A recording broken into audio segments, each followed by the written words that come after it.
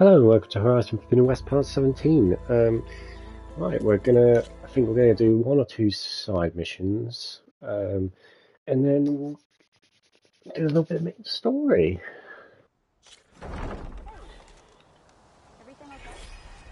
How about fuck off, woman? Oopsie.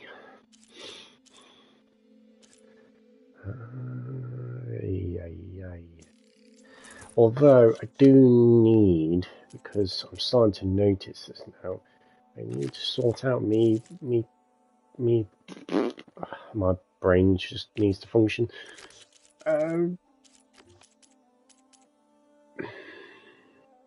Pouches, that's the one. I need baskins. Bath. Crab shell. I have a crab shell. That will do. That will diddly do. How do we kill us some baths?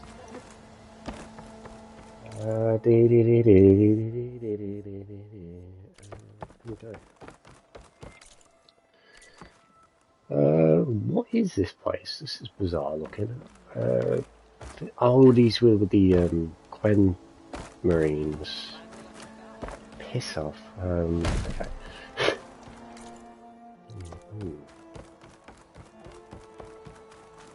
I need a mode of transportation. I need it now. Which is probably why I should really be doing the main story, because there's a decent upgrade there later on. It's actually quite interesting. Oh, that looks cool. What's that here? Oh, that's so fucking cool. It's just, I thought it was like a mountain. It's actually a building. That's pretty cool. I'm always discovering new shit for this game. It's amazing.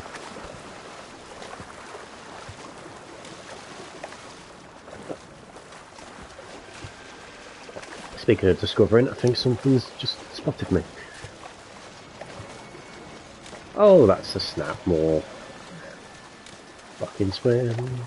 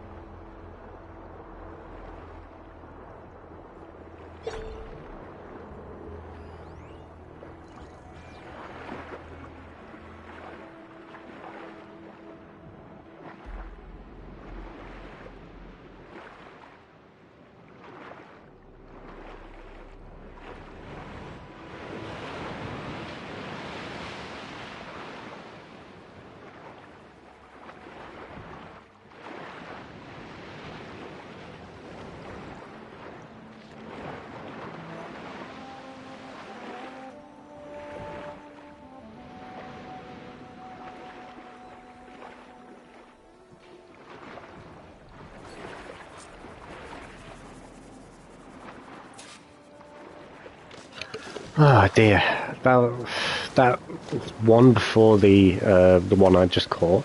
It's a bit of a dick move on the game's part. It literally despawned it as just about to catch it.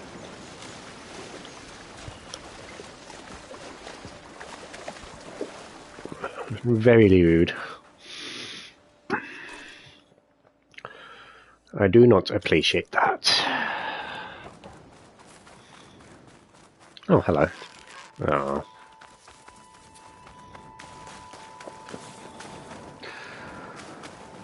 Guys, oops. Yeah, I'm going to need resources. They are important.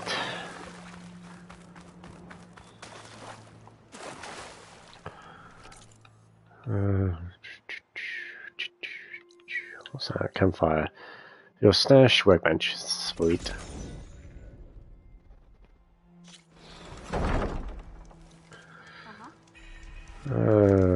Workbench. There we are. Excuse me. There we go. Pouch.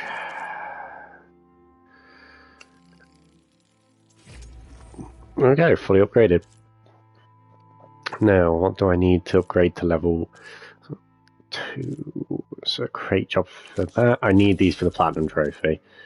There's a lot I need to upgrade in terms of the Platinum Trophy. Yeah, there's a hell of a lot.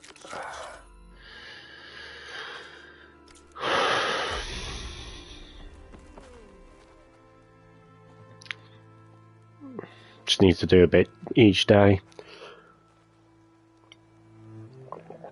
You all right? No, I am not alright. I am depressed.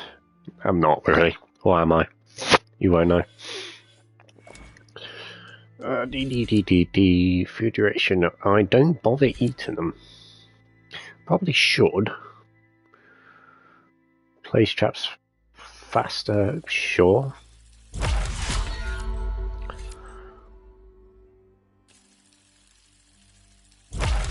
Helpful.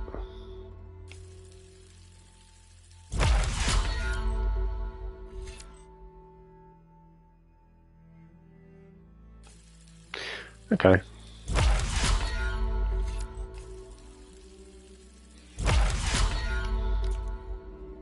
Just keep contributing, keep contributing. Second verse. I need to talk to Zoe at one point. Errands, Titus also talked. There's a lot of stuff to do.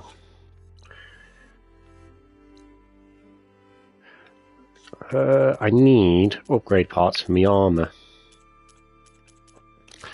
Because I just realised I'm going to need that shit.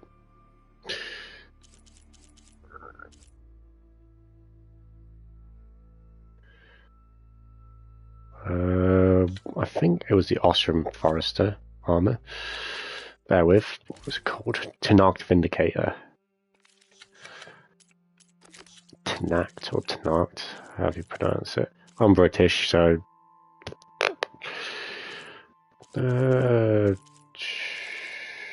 have I not got a job for that? Probably should assign one. Unless you have something to offer me. Bottle blaster from the... Ostrom Striker. Ooh, what does this do? Energized duration, Resonator Blast Plus. Mine's a mixed gear. Compare max level. Let's see. That has more elemental stats.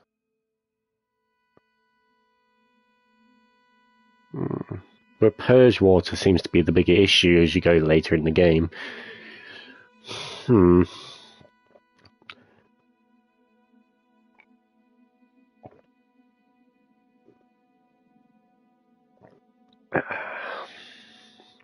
Does take more melee damage though. No, mine does. It's probably worth upgrading.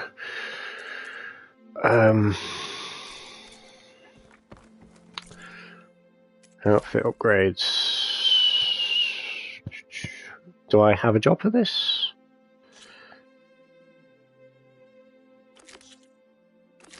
Elemental Claw Strider, Sack Webbing, Sunwing Shieldcaster. These are some very, very, very, very, very, very tall orders.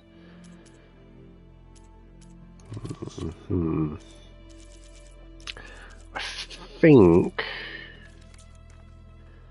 You holding up? Yes.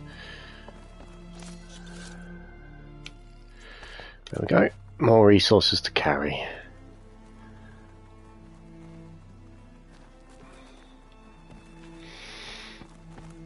So I've got to be incredibly stealthy.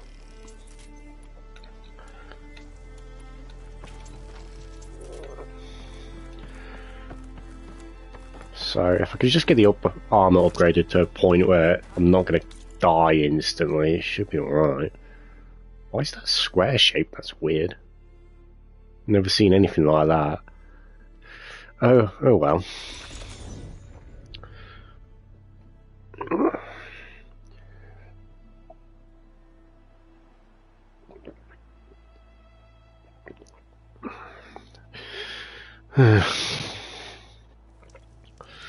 Right, what do I want to do first? Do I want to do the Sunwing, or do I want to... What's down here? Probably nothing. Do I want to do Sunwing or Claw Strider? Which one's a bigger pain in the ass? I suppose I'm doing the Claw Strider. I've just got to be very, very stealthy. Don't get caught.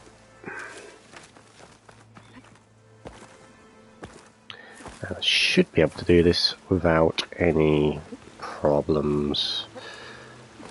Claw Strider, Sack Webbing. Are they a droppable thing, or do I have to kill them? I hope they're droppable because I can't be asked to fight them. Sorry, droppable? Terrible. Probably should sell half my stuff. Found loads of trinkets. Fucking Nora. Purge water ammo should do the trick. I will have that.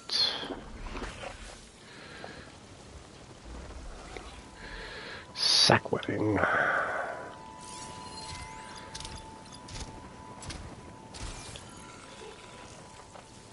Just wait, and then I can get the drop on him. I didn't know you were there, young man.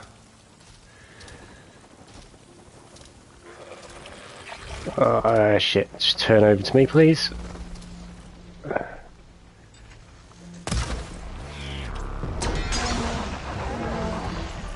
That might have not been it. Ah, shit.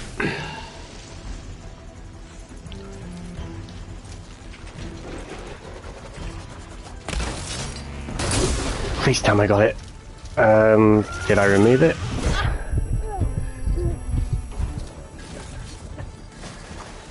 It's hard to tell. Get out of my face, you. Okay. Guess we're playing this the hard way. Excuse me. For God's sake, will you just leave me alone, please? I've got what I wanted, I think. If you let me go, I'll promise to give you a slow, painful death. Shit. And like a glove. Okay. Okay, you have... Do you... Please tell me you dropped it.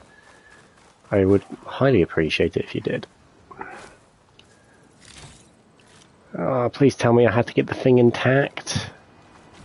Sorry, don't tell me I had to keep the thing intact. Maybe said enough. Can I tear it? View a notebook. I need the... key upgrade resource component is valuable for upgrading weapons. Persist when killed. I need the blaze... Oh, it does tell you, right. Explosive component. Component is not destroyed when the machine is killed. Leave component on the machine to gain valuable resources. Right, so I need to keep it alive. Right.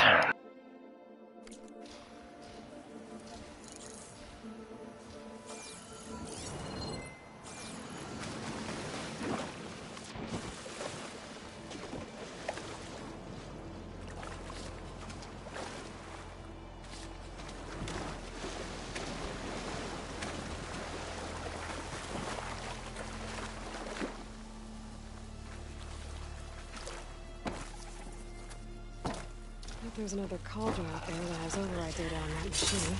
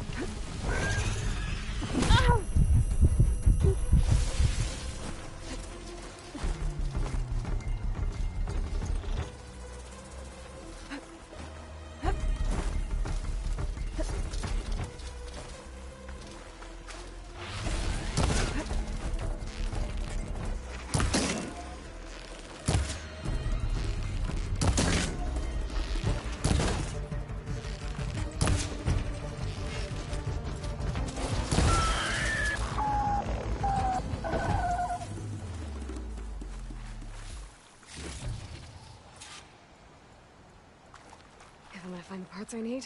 I should check all the machine carcasses here.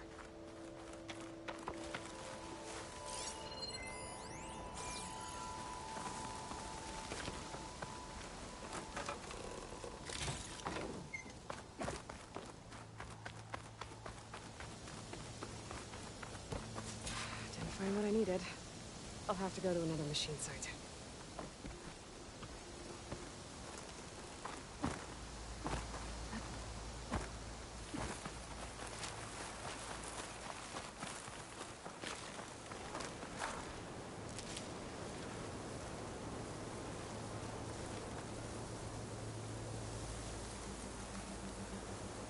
Prepared.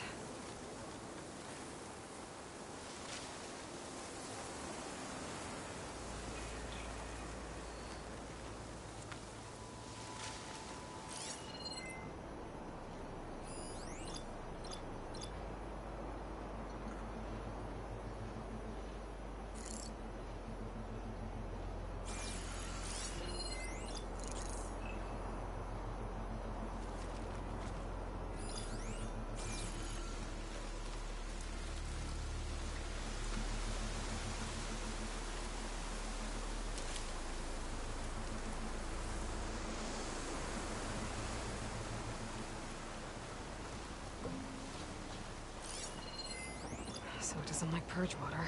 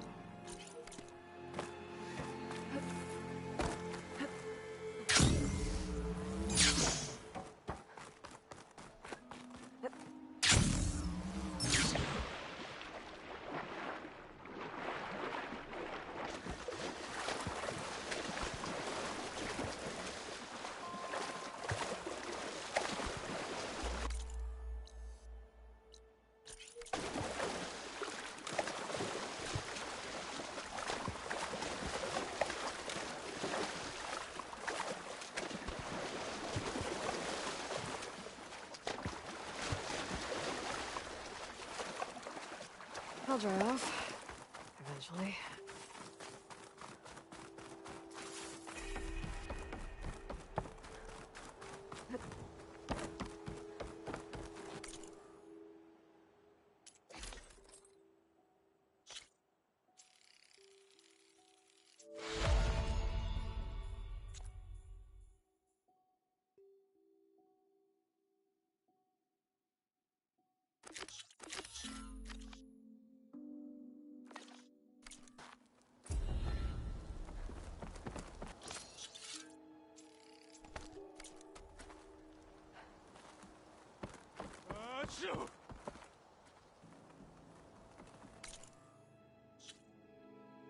Well, we'll start doing some main quests, shall we? Excuse me. What time is it? There we go. Oh my god. Okay, that was fun. Quite like that.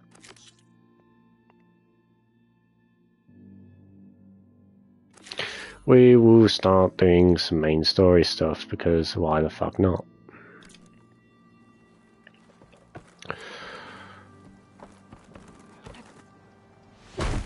What just? I jumped off a ledge. That is all I did. Don't freak out.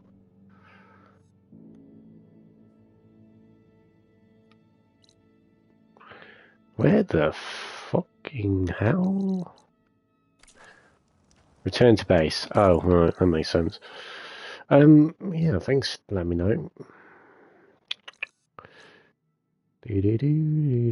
Where's my base? Where's my base? Ah, it's there.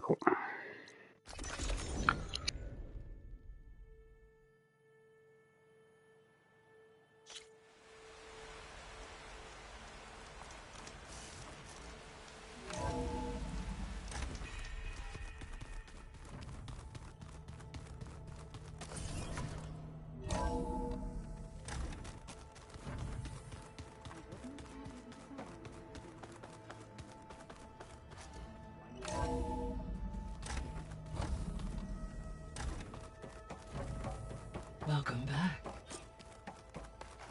Aloy, I know your experience in Thebes was unsettling, but we have a new problem. Did something go wrong with Beta and the rig? Will we be able to transport you to Gemini? The rig is complete. The problem is Hephaestus itself. It has accelerated its proliferation throughout the Cauldron network, increasing its power. But with your sub-functions restored, we can still succeed, right? Correct, but the net effect is that absorbing Hephaestus will take longer than previously calculated. How long? Even with Omega clearance, my current estimate is that the merge will take 35 hours. And each hour increases the risk of detection by the Zeniths.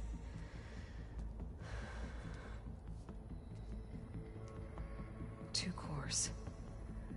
Two overrides.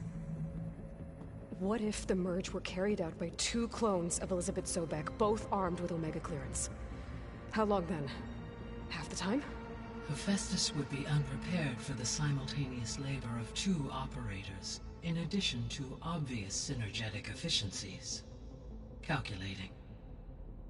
It would reduce the merge time to approximately 4.5 hours. Okay. Varl, it looks like we're gonna need Beta at Gemini. Do you think you can convince her? I don't know, but I'll try. What about our diversion? Are the pulse generators ready? Only a final test remains. I am confident that if fired in proximity to other cauldrons, the pulses will mask our activities at Gemini from the Zeniths. Good. As long as Aaron can operate one without shooting himself in the face. Aloy, you better get down here. Beta's in bad shape. Okay.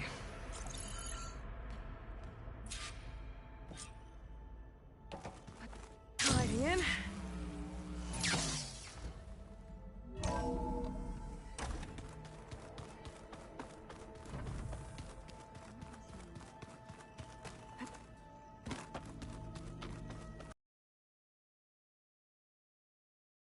Aloy. I tried, but it's impossible. I don't think... Good luck.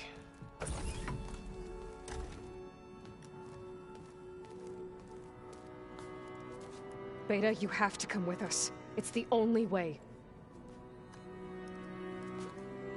It's one mission. The most important one. We need you. Tell me why you won't go. What if they take me back? Alone, in a cell again. Their slave. Forever.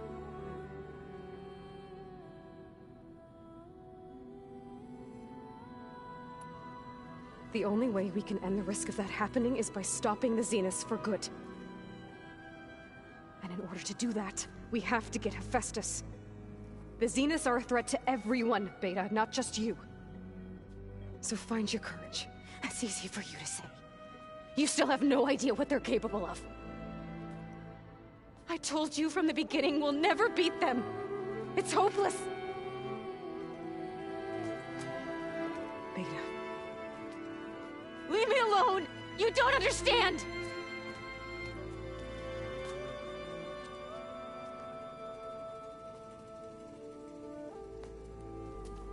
You're right. I don't understand. We have the same genes, the same mind, the same heart. So why can't you find the strength to do what has to be done? Like Elizabeth would. Don't you think I've thought about that? I don't know what piece of Elizabeth I'm missing. I don't know what you have that I don't.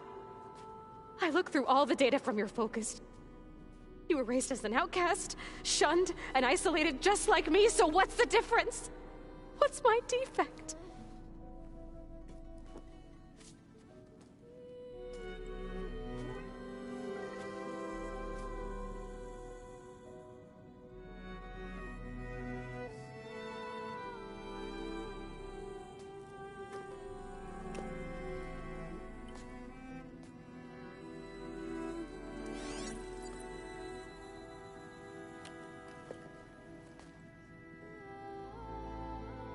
Beta, you don't have a defect. Beta, look, it's not a piece of Elizabeth. The difference is, I had him. Rost. He raised you, trained you, but he was never warm or loving. The day he died, the day he gave you that charm, he was going to abandon you. He wanted me to embrace the tribe. But then he gave his life for mine. He loved me in his own way. And that was enough. What did it feel like?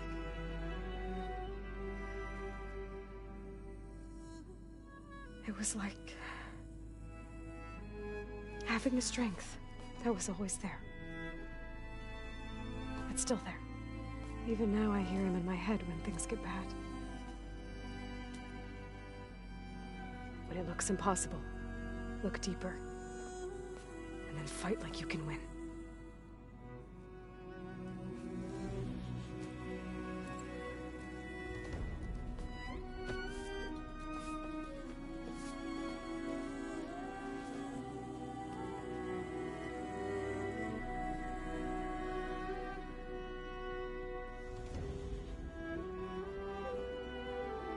You don't have to go on the mission.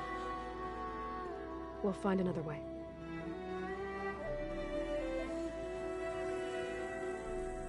I'll go. You're right. I'll only be safe from them when we succeed. But you have to promise me one thing. Yes, of course. If it goes bad, if the Zeniths find us, I don't want to be their slave again. Do you understand? Okay. Promise? I promise. I could use as much time as you can give me to study up on the merge, to make it as efficient as possible.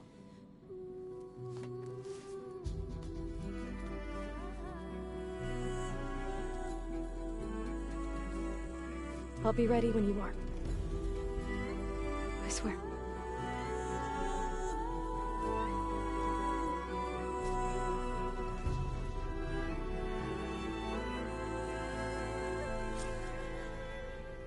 Aloy, whenever you're ready, come speak to me and I'll ask the others to make final preparations for the mission.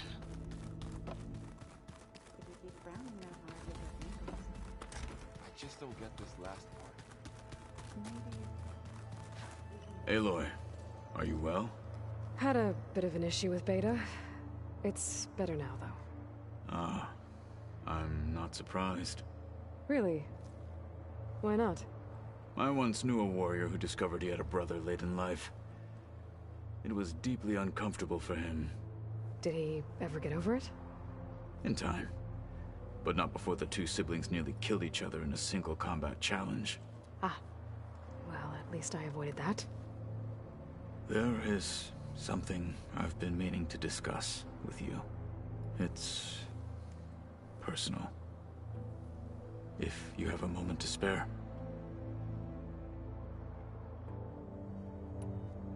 What have you been up to? Varl has asked to learn the differences between my people's clans, so I've been teaching him Tenakth history. It is heavy with blood and death, but also with honorable deeds and vanquished tyrants. Maybe you'd like to hear about it as well, when our mission is done. I'd be honored. What do Tenakth do to relax? You know, to take a break from training? We play strike. Your Oseram friend, Erend, is surprisingly good at it, although he has yet to beat me. It helps one think strategically, hones the mind for tactics. Somehow that still sounds like training. Have you spoken with Alva? The Quen is peculiar. Nothing like a Tenakth. Her mind is sharp, that much is certain. But it's hard to imagine her surviving in the wilds. Trust me, she's tougher than she looks. I will take your word for it. You nervous about the mission ahead? If I live, it will be in victory. If I die, it will be in battle. What matters most is that you achieve your objective. I'll do my best. Anything interesting happen while I was away? I found an acceptable place to practice with my blade. Oh, and where's that? Outside, above the base. There's a nest of sunwings that are always up for a fight. Ever thought of sparring with something that's not trying to kill you? That would defeat the purpose of the training. Have to agree with him on that one. Found anything interesting during your training? Gaia told me where to find data on how wars were waged in the old world. I knew the Ten fought against machines, much as we do now, but it seems they were among the last of their kind. Later, machines battled other machines on behalf of greedy leaders, as they vied for lands and spoils. At least the Tenakth have the courage to put their lives on the line when conflicts arise. There is nobility in that. But maybe we just need fewer conflicts in the first place. Yes, of course. Hekarro would have it so as well. How are your studies going? I wanted to learn more about the world of the Old Ones. And? I looked up this pharaoh Gaia said you went looking for, and learned about the plague of machines he unleashed. To think that the ancient world was wiped out by a mistake. A single miscalculation. There is no glory or honor in such a fate. Only hubris and pointless death. That about sums it up. Think you're ready to put all your training to the test? I am Tenakth. I am always ready. Anything else you've been looking at with that focus? Gaia showed me the knowledge you recovered out in the desert. I am no chaplain, but I'd be curious to test if something I read is true. What is it? The Old Ones believed one could hear the great waters, even in the middle of the desert, if you carried the carcass of a water animal with you. They called them seashells. That sounds kind of gross. You said there was something you wanted to talk about? I've been speaking with Gaia. She mentioned that the Zeniths bind metal with flesh to make themselves stronger. I was wondering if you'd help me do the same. You want to make yourself a new arm? Yes. Gaia insists she can help me build such a thing if I can get the necessary data and materials. She believes these things lie in the place where Beta hid from the Zeniths. Their ancient research lab. I am not as familiar with old world machinery as you are. I could use your assistance. It might be dangerous. The Zeniths probably still keep an eye on that place.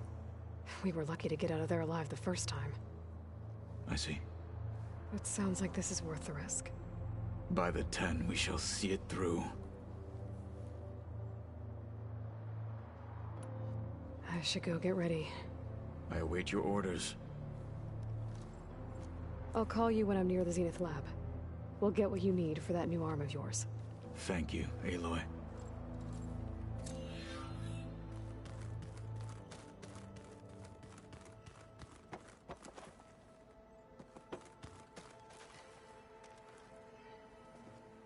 Hey, we'll be going after Hephaestus soon. You good with the plan?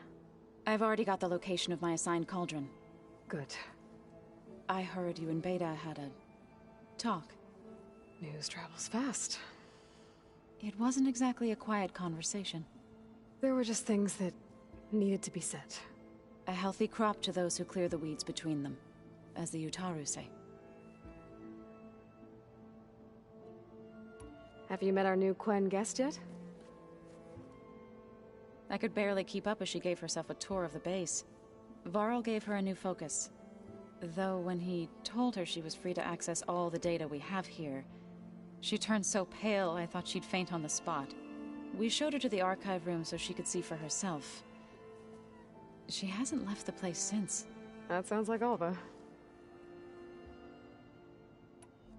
You ever play that board game Aaron set up? Strike? I'm the one who gave it to him. I was hoping it'd distract him enough to spare us that ruckus he calls death metal. No such luck. You and Varl doing okay? Training, I mean. We're doing fine. Although I admit it'd be nice to take a small break from studying, just the two of us. But then who'd look after Erend? Well, there's always Katalo. Leave a loud Oseram with a brooding Tenakth. What could go wrong? How are things with everyone? Slightly quieter. Aaron's been busy scouring data on his newest obsession. Apparently the old ones wrestled machines as some kind of performance. Called it metal versus meat. A must-see battle between steel and flesh, as Aaron likes to put it. You'd think we have enough of that going around as it is. You look like you have something on your mind. We're going to war soon. And war is something I promised myself I'd left behind in the Red Raids. But the more of your data I go through, every voice I hear, every word I read from our ancient past, it makes me realize just how much life was given so that ours could flourish. Fighting for that gift, it's our responsibility. If we fail, it was all for naught. Helps to know you're not alone. For a moment there, you sounded like Varl. I don't know what you're talking about. It looked like you were working on something over there. With Gaia now growing in strength, I've been trying to find a way to heal the land gods, even if some people think I should give up on them. Already said I was sorry. Your friend thought it'd be a good idea to replace the land gods with new machines when Gaia recovers. It wasn't. The land gods have taken care of our people for generations. They are not some broken toy to be thrown away. Even if they are just machines doing their job, to abandon them in their time of suffering seems cruel. I'm sure Varl understands that too. He does now. I had to get pretty mad at him at first, though. You know I can hear you guys, right? Read anything interesting lately? I found out the old ones use leaf infusions like the Utaru do. Tea, they call it. Apparently it helped soothe them. That and some sort of scented wax they used to cleanse their aura. Plus something called bubble baths. Me, I think I'll stick to singing to calm the nerves. I assume you've been looking into Demeter now that Gaia's merged with it? Yes. It's been humbling to know that the seeds I carry in this pouch came in turn from the seeds saved for Demeter in the old world. It gives me hope that the cycle of life will prevail now, just as it did before. Any progress with your plan for the land gods? Is the reboot code ready? It is. But there is difficult work ahead. Gaia warned me that because the land gods are linked together in a network, the code must be delivered to all of them. Most are in Plainsong, but in recent years, 3 of them wandered off. So, T, and Do. We have to find them? No, we know where they are, but they're hard to reach. So, wandered into a lake and sank. Do ventured into a dangerous canyon, and T broke down amidst a herd of machines. Okay. Tell you what. You go to Plainsong, handle all the land gods there. I'll take care of So, T, and Do. I'll need their locations, plus the reboot code. I'm sending the data to you now. My people made shrines near where each land god faltered. When you see them, you'll know you're close. And once again, thanks for your help. We're not gonna let your people starve, Zoe. I promise. I should go. As soon as you intend to leave for Gemini, you'll hear about it.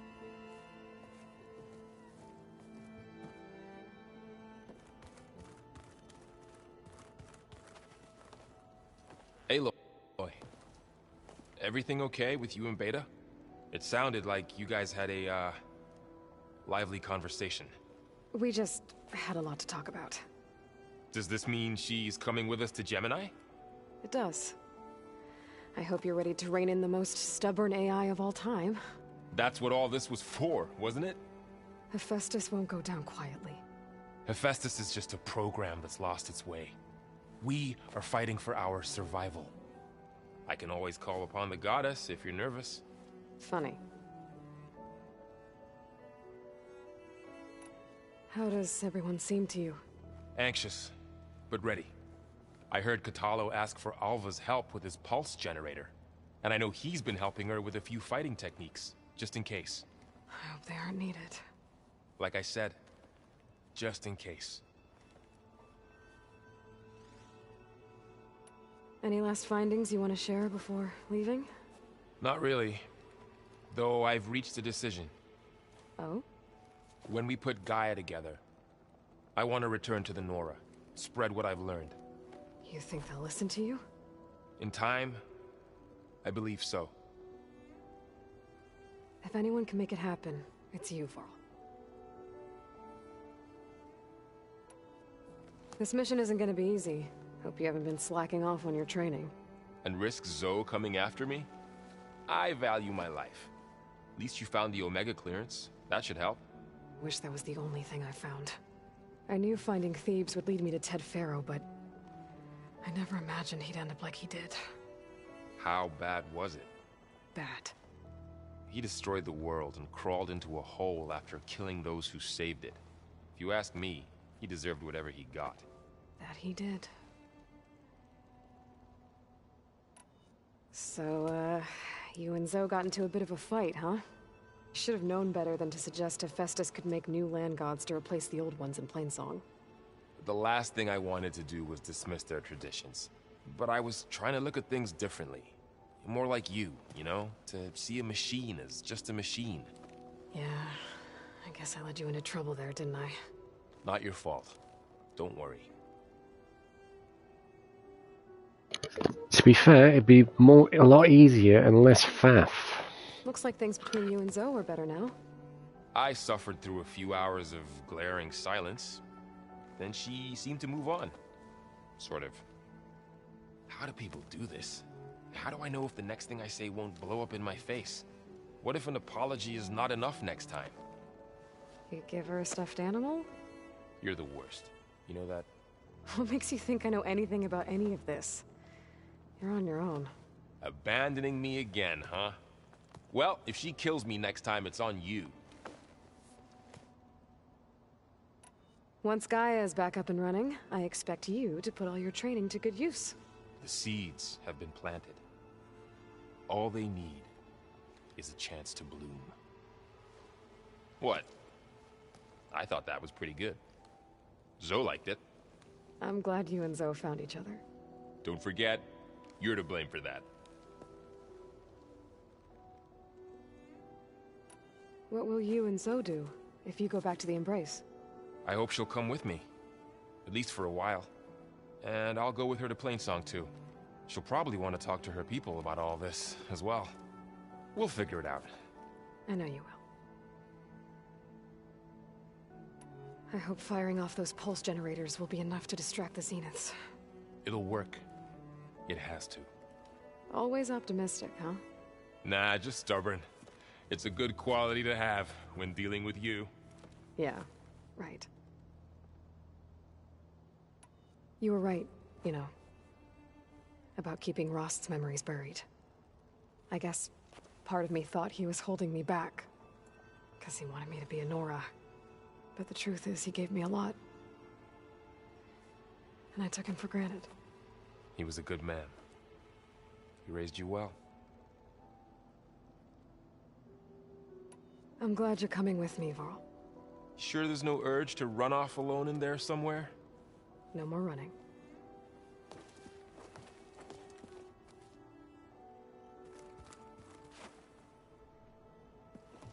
Hey, I thought I'd check in before leaving for Gemini. Are you sure we shouldn't be checking up on you? Whatever went on between you and Beta sounded intense. Not that I'm judging. Forge knows all the screws flew loose every time Mercer and I fought. I think we'll be fine from now on. I'm glad to hear it. Anything happen I should know about? Zoe asked us to help her bring more plants in here. Not for eating, apparently. Yeah, if you ask me, the place is fine as it is. You know, metal might be plain, but it's sturdy. Nothing wrong with that. Who needs a bunch of vegetation?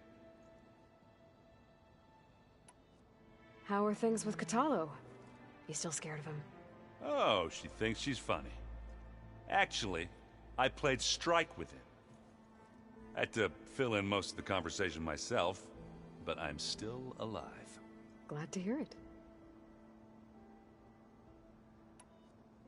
Have you spoken with Alva yet? Yeah, when she's not reading the archives like a giddy kid drinking her first ale. She took to that new focus quick, that's for sure. I gotta say, I'm a little jealous. But I can see why you two hit it off. Anybody take you up on that ale you brought yet? Zoe can't stand the smell of it. I tried Alva, but I don't think she knows what taking a break means. And I'm not putting Varl anywhere near that stuff after that victory party in Meridian. What about Kotallo? Ah, now there's a man that can hold his liquor. Pretty sure we downed half a keg. We had a good chat, I think. You look tired. Ha! You never want to hold back, are you? I've just been making sure that I got everything down for this mission of yours. I wouldn't want to be the usual screw-up out there. You'll do fine, Erend. After we get Hephaestus, we'll be taking the fight to the Zeniths. So, no more reading. Ah, it wasn't that bad. Not really. Besides, going through all that data helped me realize something. You know, the soldiers, the ones that fought the Pharaoh machines so Gaia could be built, they were fighting a battle that couldn't be won. Not with all the weapons in the world. I think most of them realized that, whether anyone said it or not. And they still did it, though.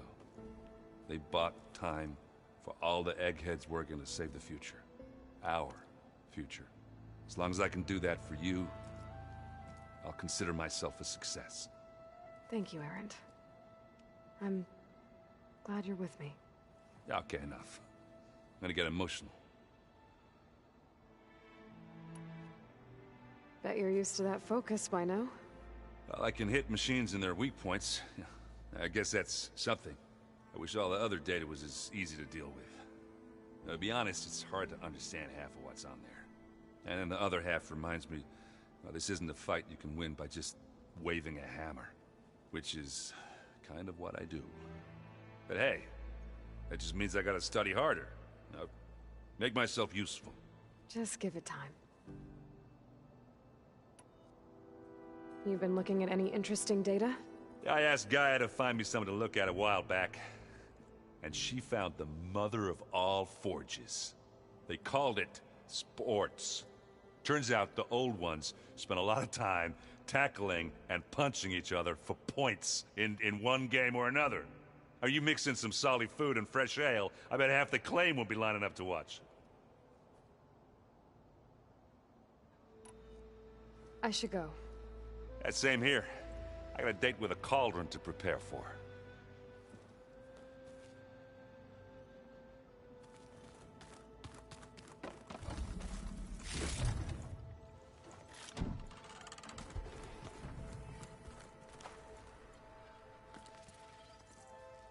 Aloy! Right to work, I see. There's just so much. I mean, we knew of artificial beings that served the ancestors, but Gaia? Oh, she's amazing! And you, a true reincarnation of an ancestor. Genetically speaking, of course, not like the, late CO. And there's more ancestors out there. Returned from beyond the stars. Of course, they're trying to kill us, which is not great. And Eric Visser is with them, which is disturbing. And then there's Hephaestus, and... Okay. How about we take it one step at a time? You're right. I also owe you an explanation for everything that happened at Landfall. Oh, and if you have a moment, there's something I could use your help with.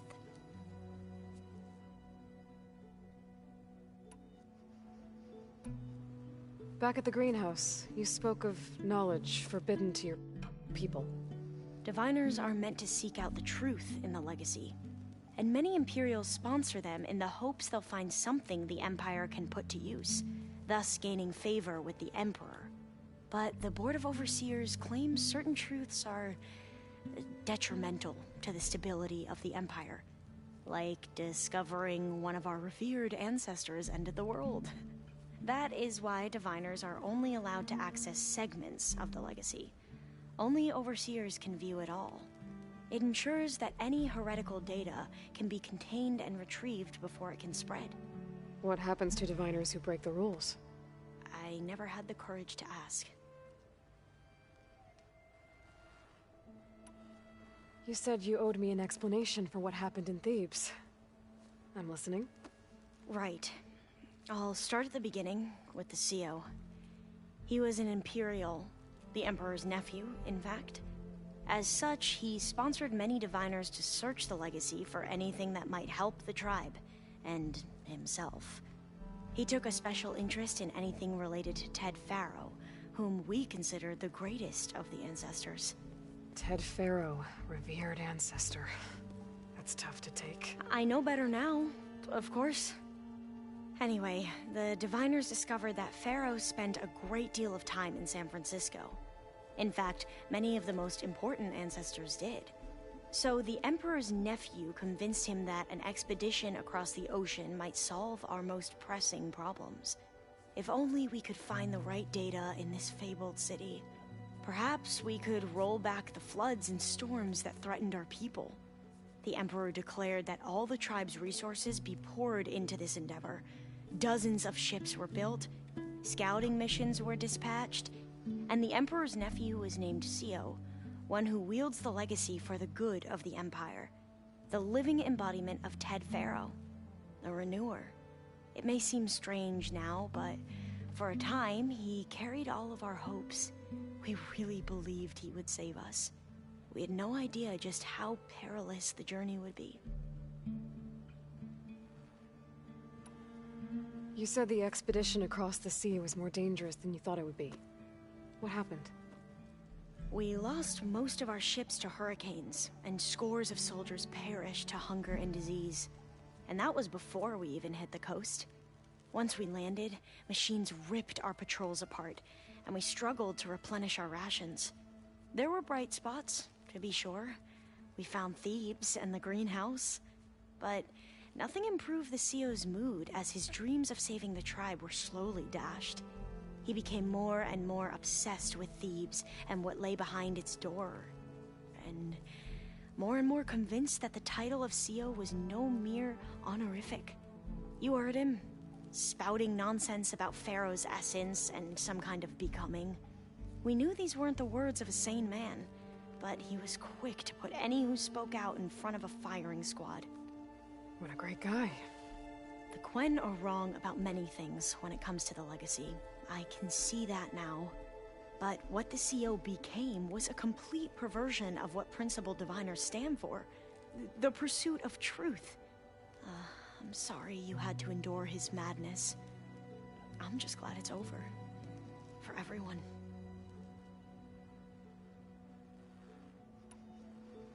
So, Bohai, your overseer. Will he run things better than CEO? He won't execute people on a whim, if that's what you mean. But he's hardly a paragon of integrity. I can't tell you how many times he took credit for data in the legacy that I uncovered. The best thing I can say about him is that he can be trusted to always do what's best for him. Yep, sounds about right.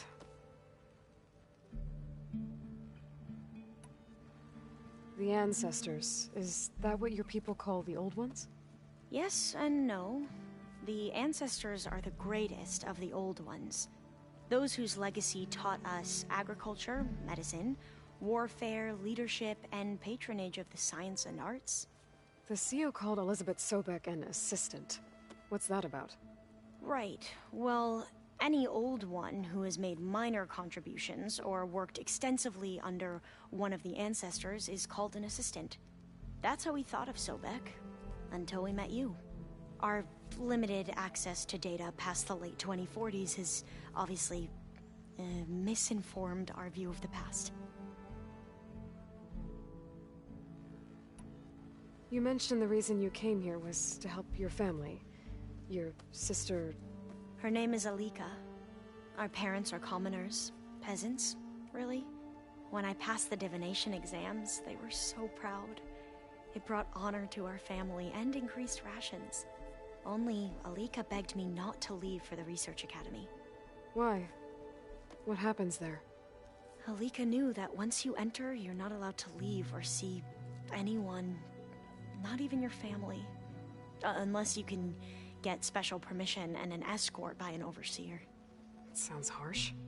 Like the focuses we keep, diviners are few in number, and the Empire is, well, fearful that outsiders will try to steal our knowledge.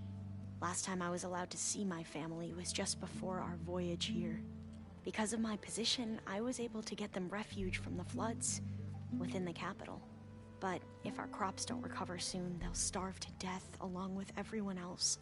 I promise I'll do my best to make sure it doesn't come to that.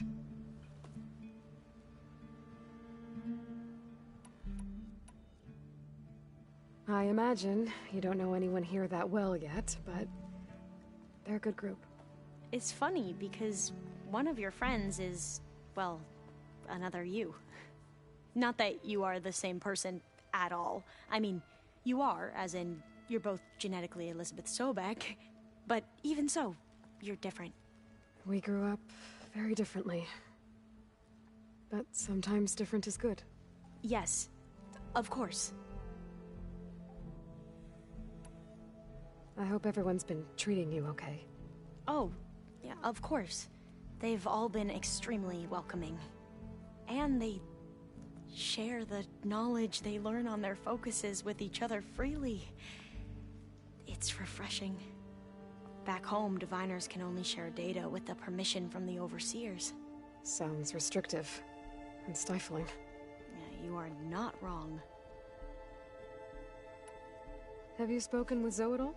A little bit, but I did hear her singing with Varl not too long ago. I don't think they noticed.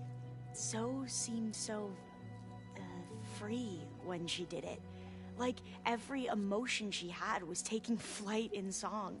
And she looked happier because of it.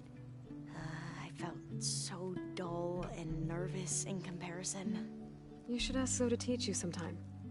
About Utaru music. Maybe. If you need anything before heading out to the cauldrons.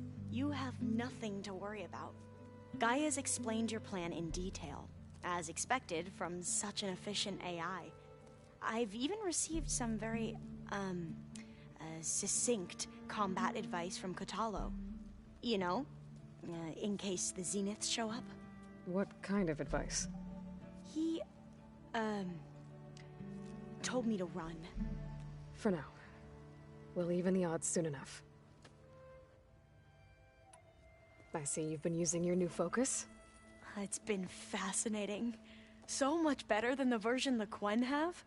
What would have taken me years to sort through, like the database you helped me recover, with this, I've been able to establish search parameters to speed up the process. This could revolutionize how diviners analyze the legacy. That is, whatever part of it the Overseers would actually let us study. You wanted data, you'll find lots of it here. A diviner has never had this sort of unsupervised access to archives such as this. And knowing you, I suspect there is much that would normally be forbidden held within them. But I was sent here to help you. I would be remiss to ignore any truth laid before me. Maybe it'll help the Quen find their way back to the path of truth. Any more data catch your eye? All of it? I have so much to study up on. Years, actually. I'm particularly interested in the Odyssey. We knew the ancestors had made it to the moon. In fact, we theorized some of them had settled on it.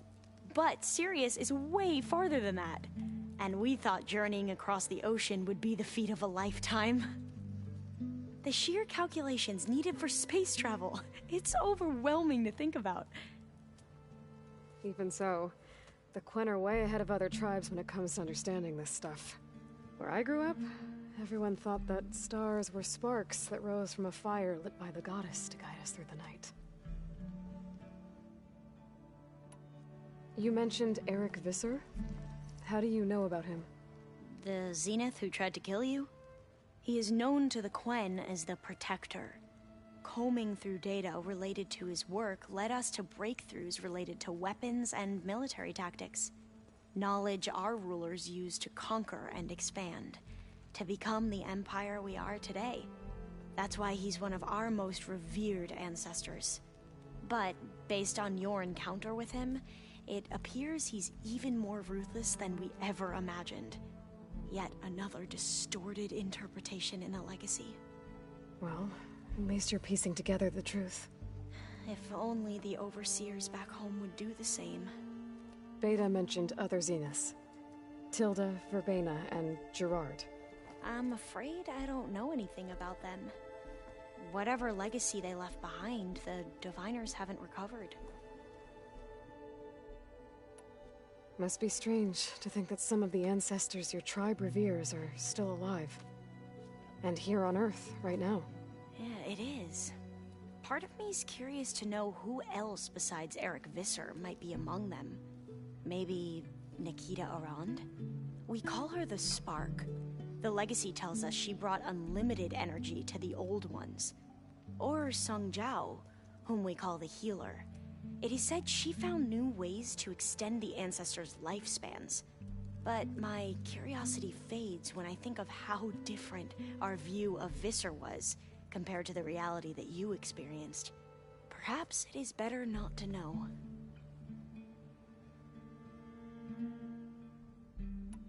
You mentioned there was something you needed help with?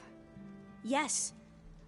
So, as I was sifting through data from the greenhouse, I found references to an old world system back in the Great Delta.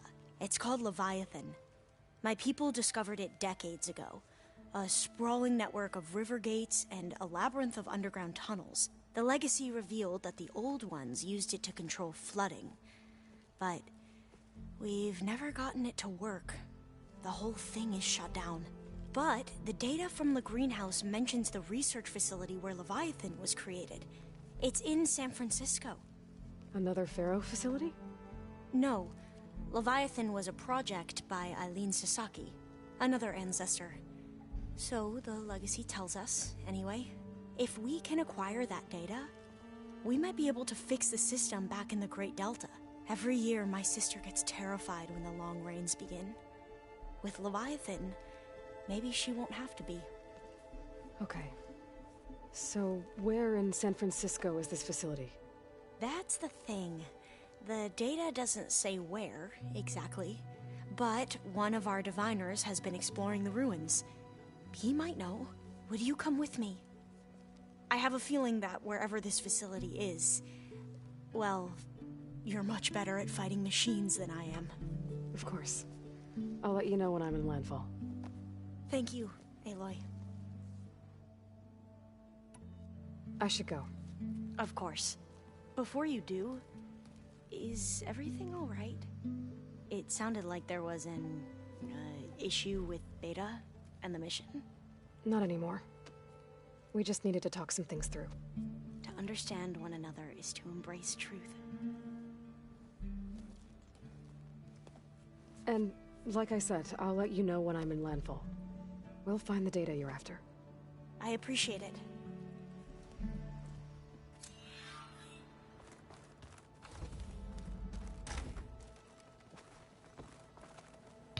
Okay, I will do the. I'll carry on the story in a moment. This is probably it's a very key mission, but I'll be back in a second. I've just got to do a couple of things. So yeah, I'll be seeing you in a minute.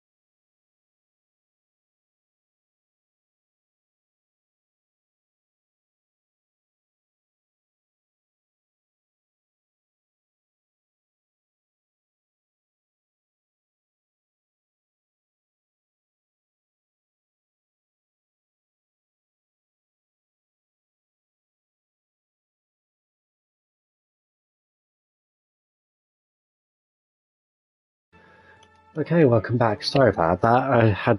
I was just asked to do some dumplings, so I had to quickly make those. Got up to go to the toilet and grab a beer. Obviously, that never works out. I was kind of expecting it anyway.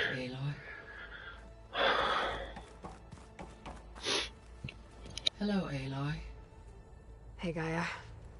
So, me and Beta, I guess you heard what happened. Yes. I am continuously impressed by the complexity of human relationships. Despite the unpleasant circumstances that led to your quarrel, I am pleased to see you have both found an agreeable resolution. Well, 2 heads are better than 1, right? Yes, I believe so. Are you ready to depart for Cauldron Gemini? Or we can continue our conversation, if you like.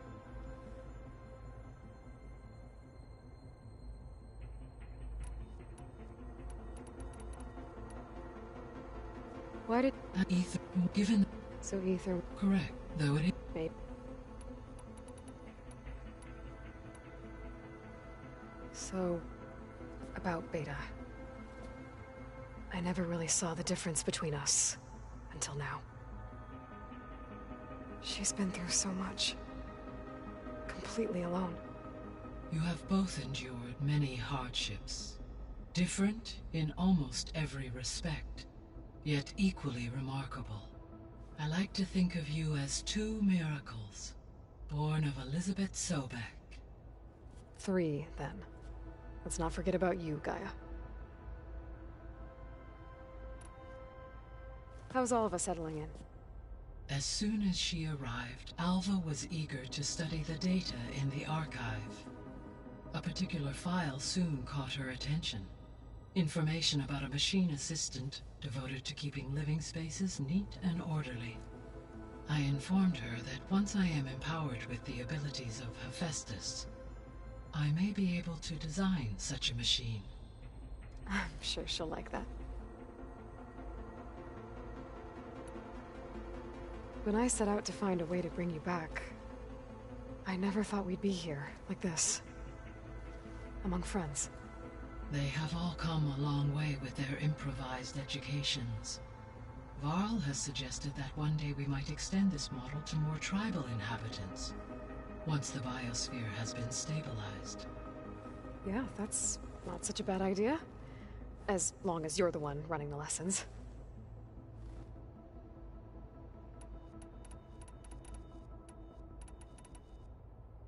So our plan to capture Hephaestus. Let's go over it again. As you wish. We know... Correct. When we get to Gemini, I will need to be installed on one of the facility's cores. And then you'll... Not quite. Because the work will be split between you and Beta, it will take approximately 4 point... And during that, the others will... Correct. The energy... And then we'll...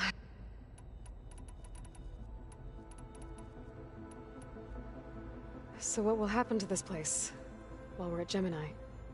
All systems within this facility will continue to operate. As Minerva will no longer be masking this location, the facility will be exposed to detection. Though without my presence, it is unlikely to attract attention. Let's hope so. So I, found Thebes. What do you think Ted would have done if his life extension treatments had worked? It seems he convinced himself it was his duty to guide future humans. Given the tribal nature of new humans, and his ability to use Omega clearance on the terraforming system, I imagine he would have convinced one or more tribes to worship him as their patriarchal deity. Okay. Yep, glad that didn't happen.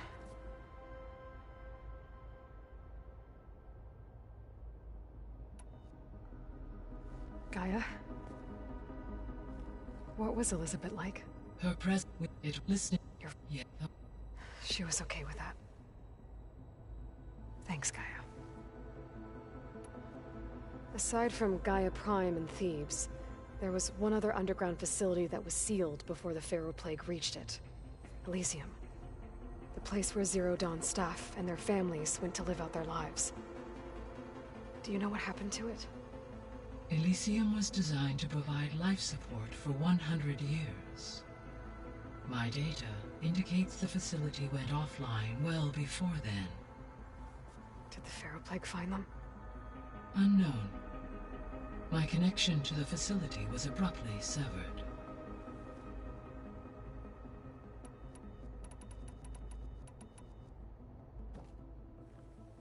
Okay, people. It's time to head out. I'll get everyone together.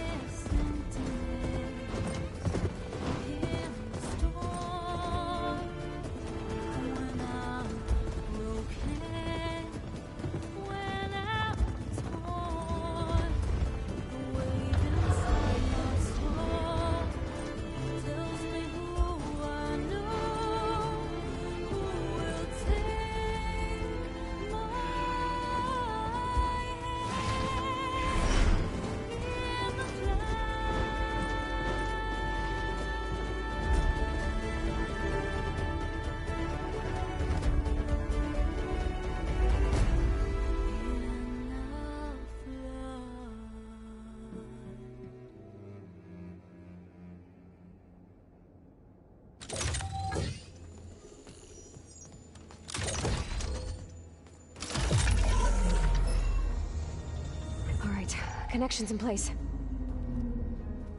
Booting up. Beta, Aloy. I am fully installed on this core and ready to connect to the Cauldron network. It's good to hear your voice.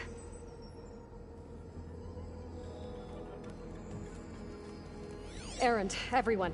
Fire your pulses and sound off. I'm at my Cauldron. This thingy, it's blinking. Did I do it right? In position at my Cauldron. My pulse generator is blinking also. That means they're working. I'm in position, and mine is too. Mine as well. Okay. Radio silence until I give the all clear. Signing off.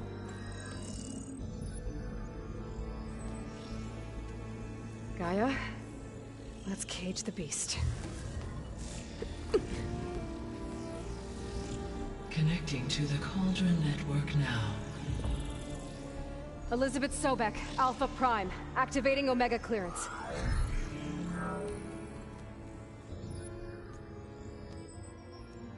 Elizabeth Sobek, Alpha Prime, activating Omega clearance. Clearance confirmed. Initiating containment sequence. Critical threat detected. Imperative escape containment. Applying countermeasures. Lock it down! Terminating external connections. It's working. It's got nowhere to go. Capture imminent. Initiating contingency 13F. Wait, what's that? Malware detected. Attempting to compensate.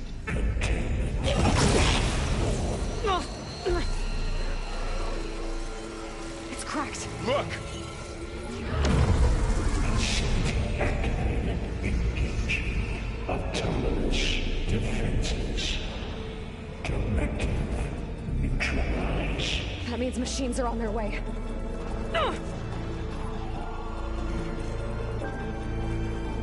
Get ready. Here they come.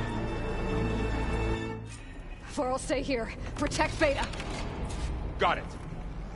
Be careful.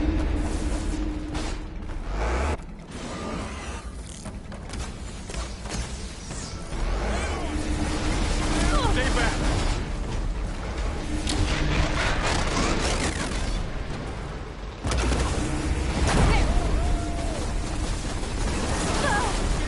Get back.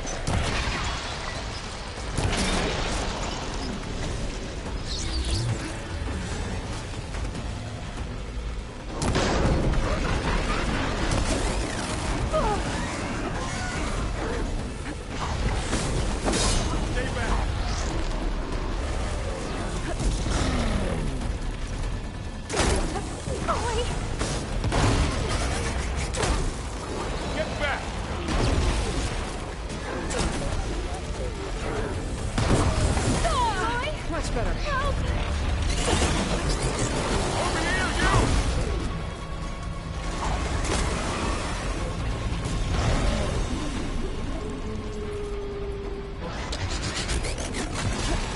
Aloy! Need a hand over here!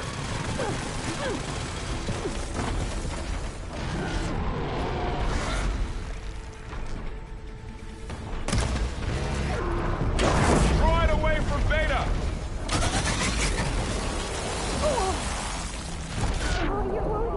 Oh, fuck's sake! Draw away from Beta. Fucking help me then, you fucking stupid cunt. Fuck's sake. Farrell, stay here. Protect Beta. Got it. Be careful.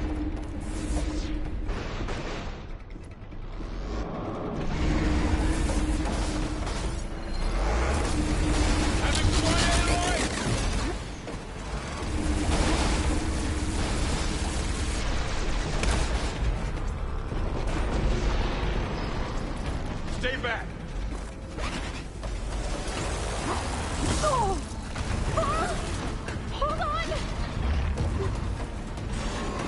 Get back.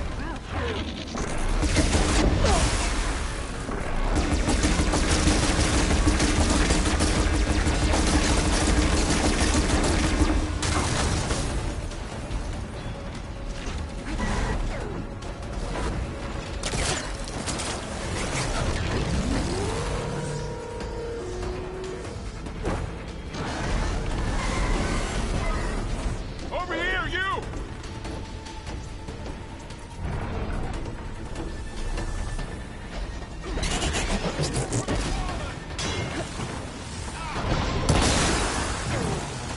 Aloy! Need a hand over here!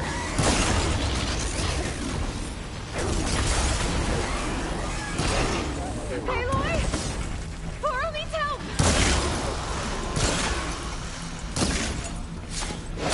Draw it away from Beta! Oh!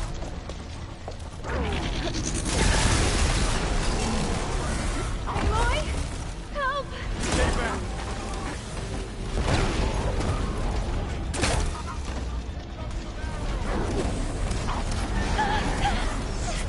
Get back!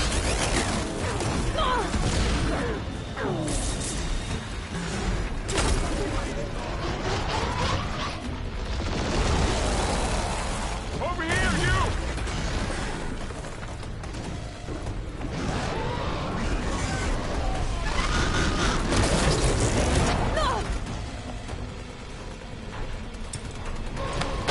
Aloy! Get a hand over here!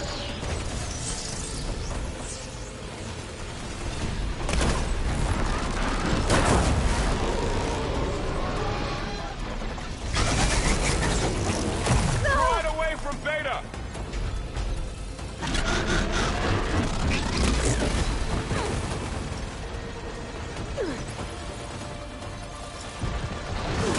Stay back!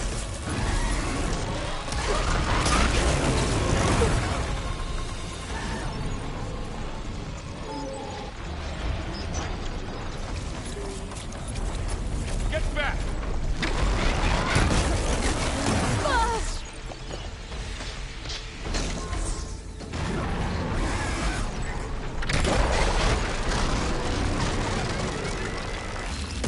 Over here, you!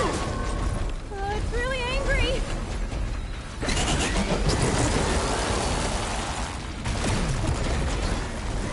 Aloy! Need a hand over here!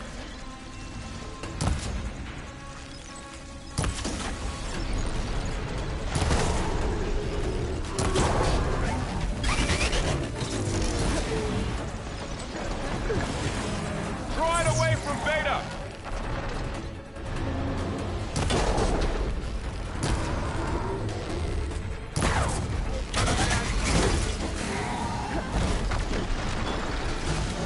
Stay back!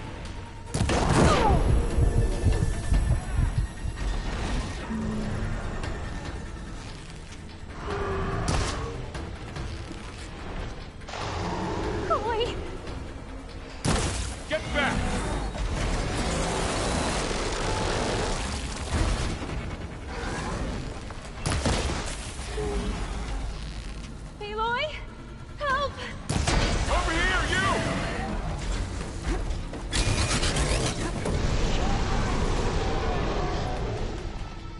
That's all of them for now. You two okay?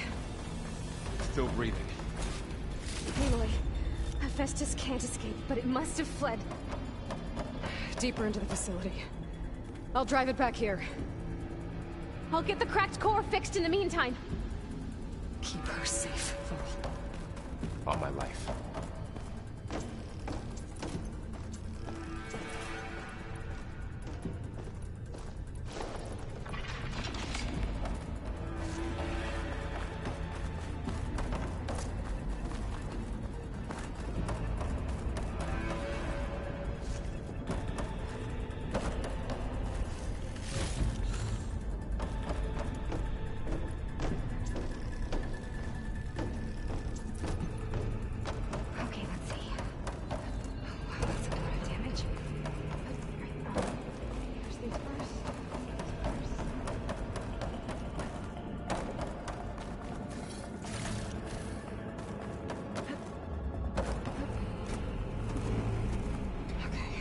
Chase after Hephaestus.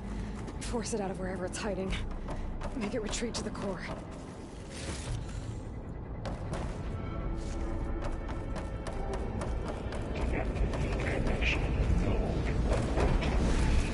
No, you don't, Hephaestus! I'll find another way over.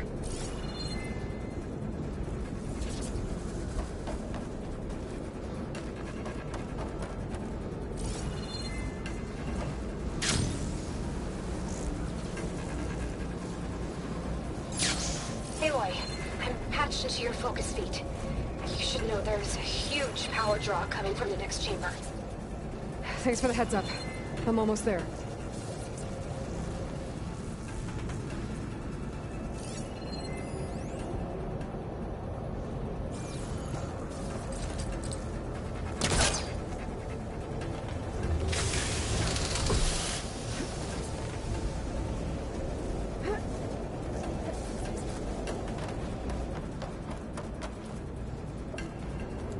Some kind of production chamber. Festus is up to something, all right? What kind of machine is it trying to build? I don't know, but I'm gonna shut it down. I bet those metal carriers will lead me to where it's getting materials from. I bet that's where Festus is hiding too.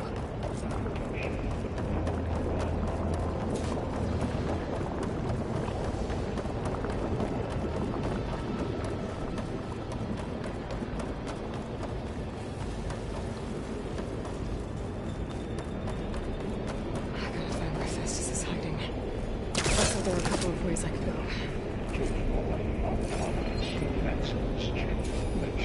Not much point to using this. Well, that doesn't sound good.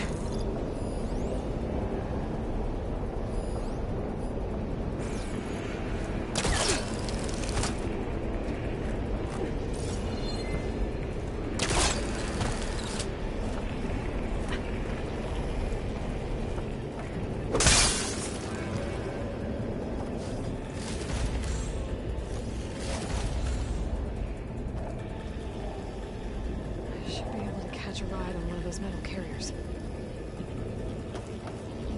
Aloy, I've managed to rewire most of the components in the core, but the energy processor's cracked. Without a way to fabricate another, there's no way I... There should be a node you can override. Near the central terminal. Thanks. I should deal with these machines first.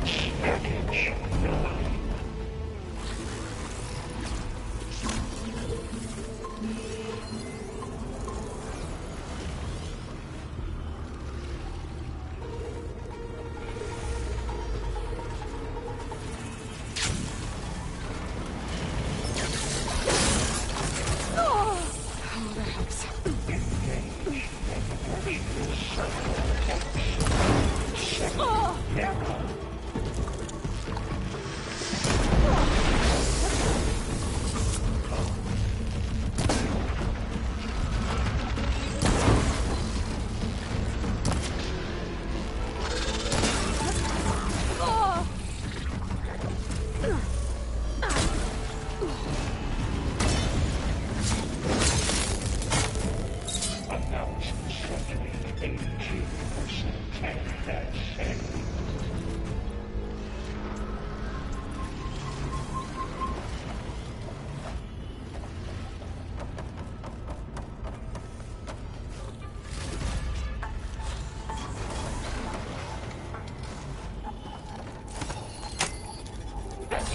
Countermeasures applying.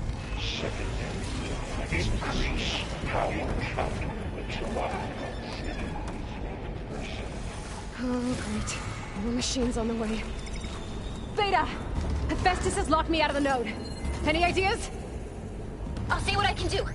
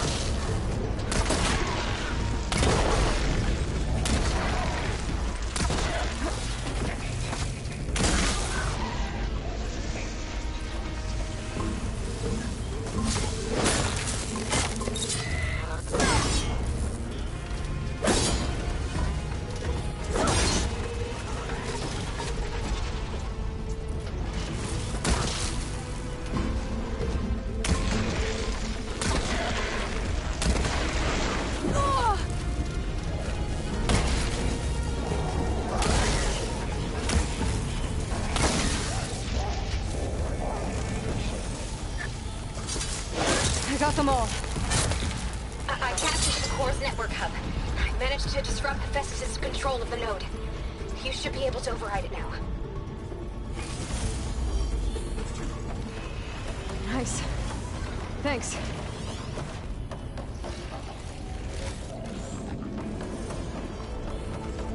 Engage structural analysis subroutine.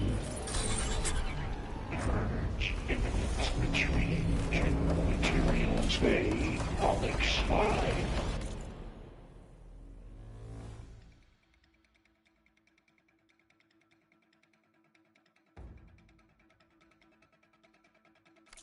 Sounds like it fled to another chamber.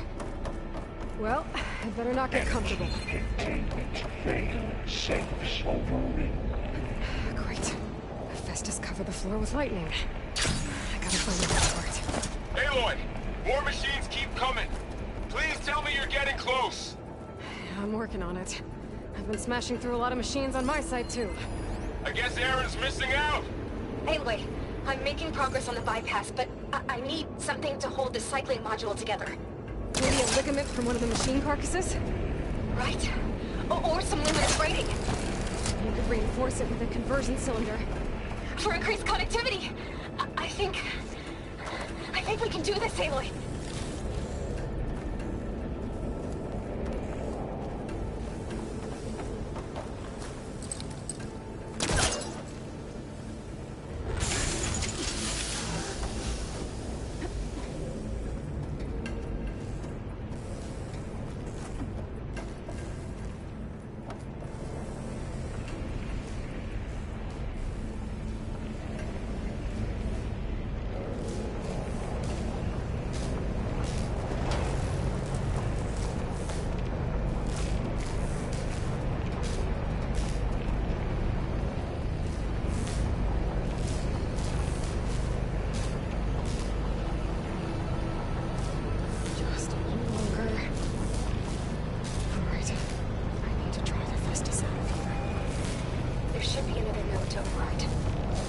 Got it.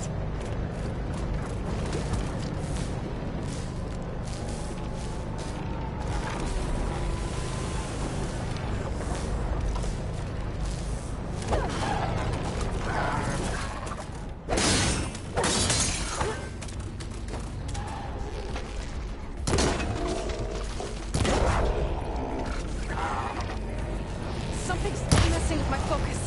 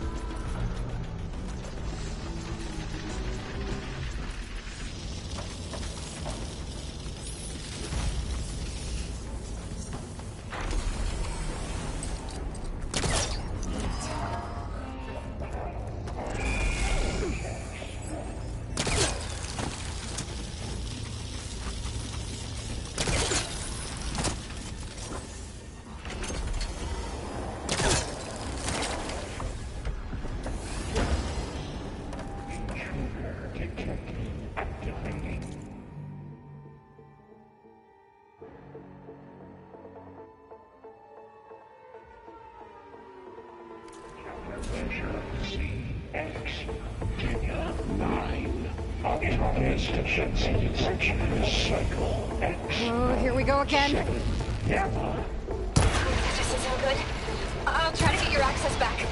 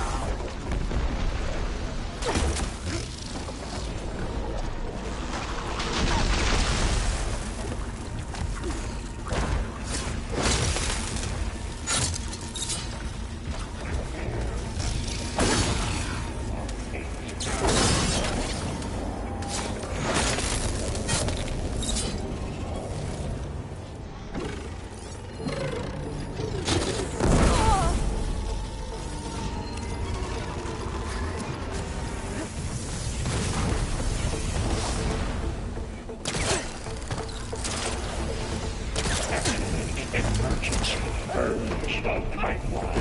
J81.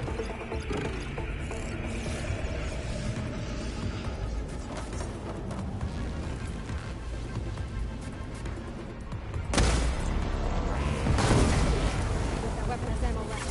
I could use.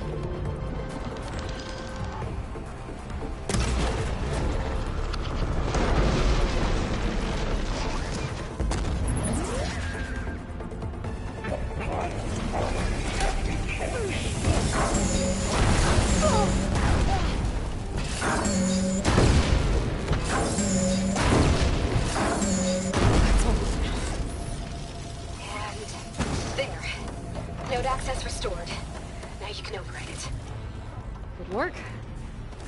You did the heavy lifting.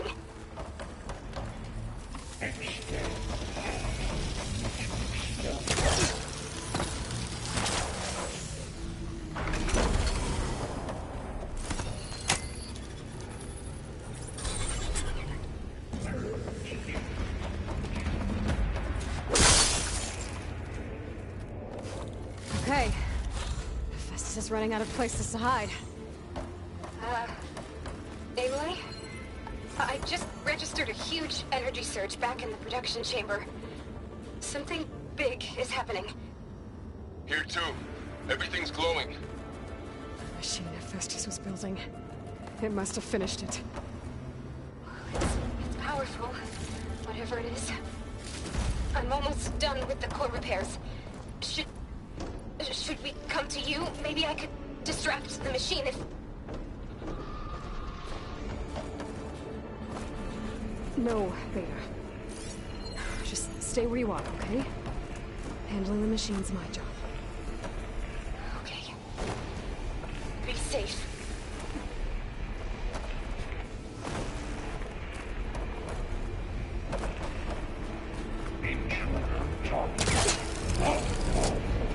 Capture, repair, Cauldron Tower, infiltrating Cauldron.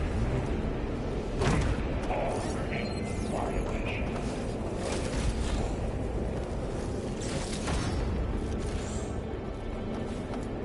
Your interference will be terminated. Deploying priority unit S Mark 1. I should scan it first. Things on its legs are glowing. I think it's charging up.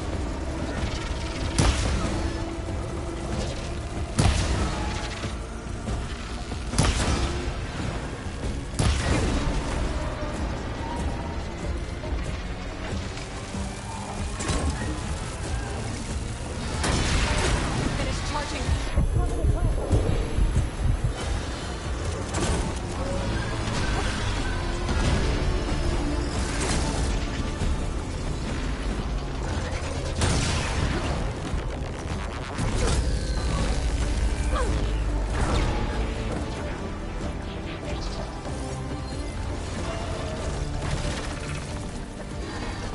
He got plasma on me. It's gonna explode any second.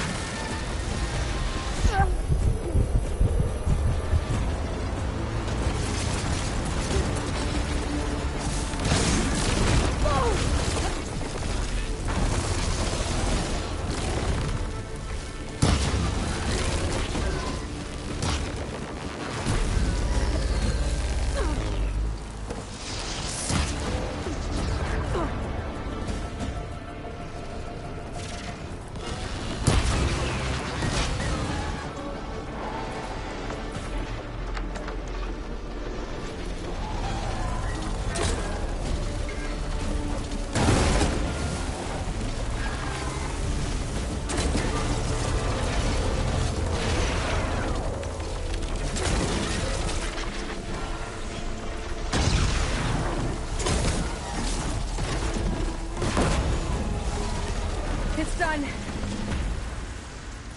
You did it! There should be one more note to override. Good.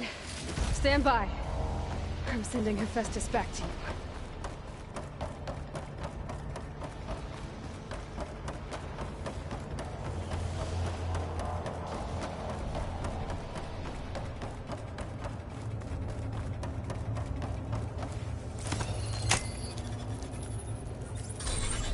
No more hiding, Hephaestus!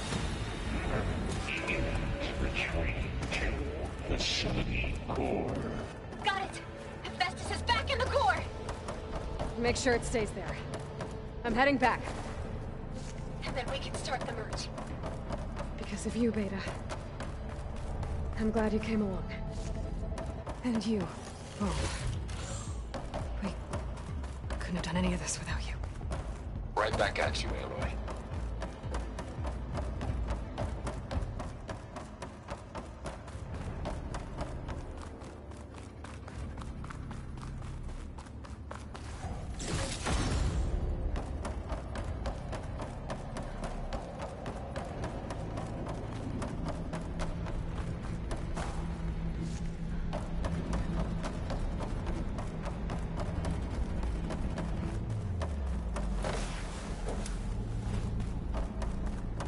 Aloy, the bypass is done.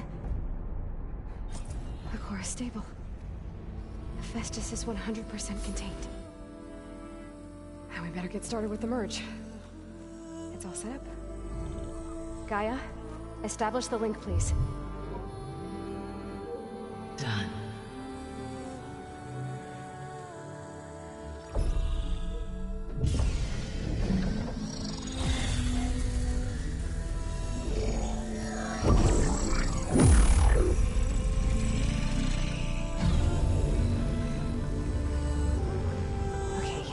To complete the merge, we need to excise Hephaestus' malicious code.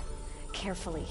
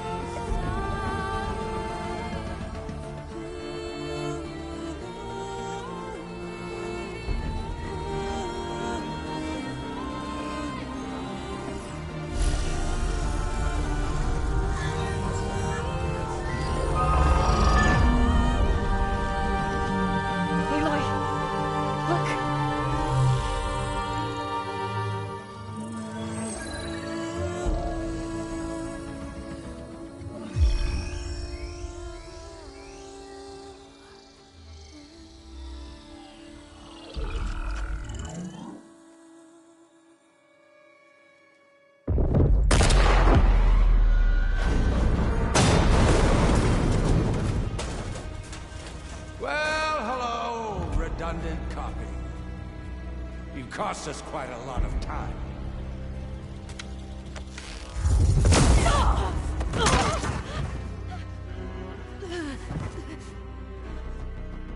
Eric, get Beta. And squash that bug while you're at it.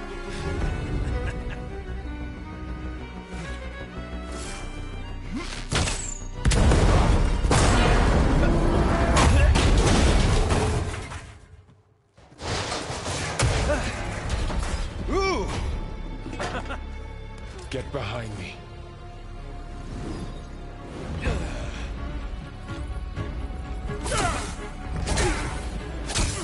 Come on! Quit screwing around.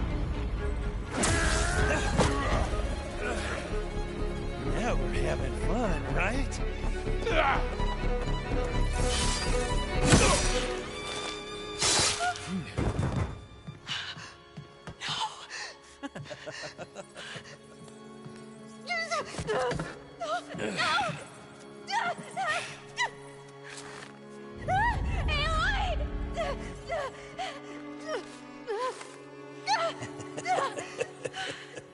Finally. Tilda, get Gaia and Hephaestus ready for transport. Tilda! I failed. Hush. All is not lost. Tilda! What the hell are you doing? Stop her! I can't even see her!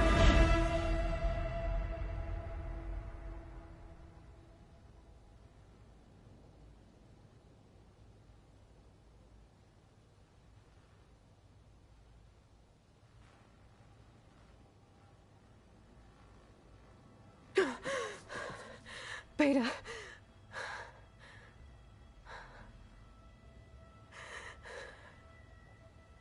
Varl.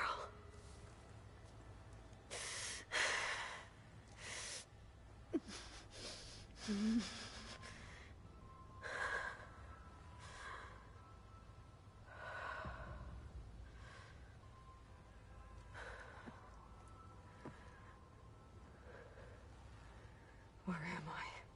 Ah, you're awake. You took quite a hit when Gerard attacked you. I imagine you must still be in a great deal of pain. I can assure you that we are safe. The others can't detect us here. You mean the other Zeniths? You must be Tilda.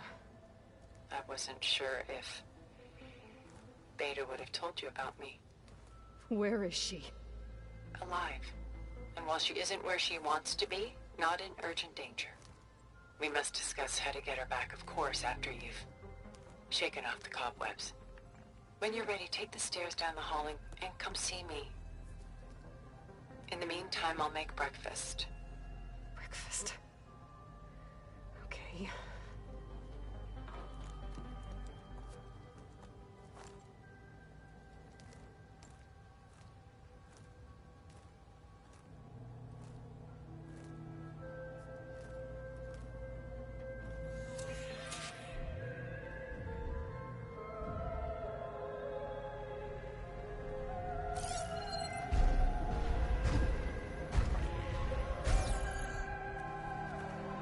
Well, I'll be back in a second. This bit's a bit long.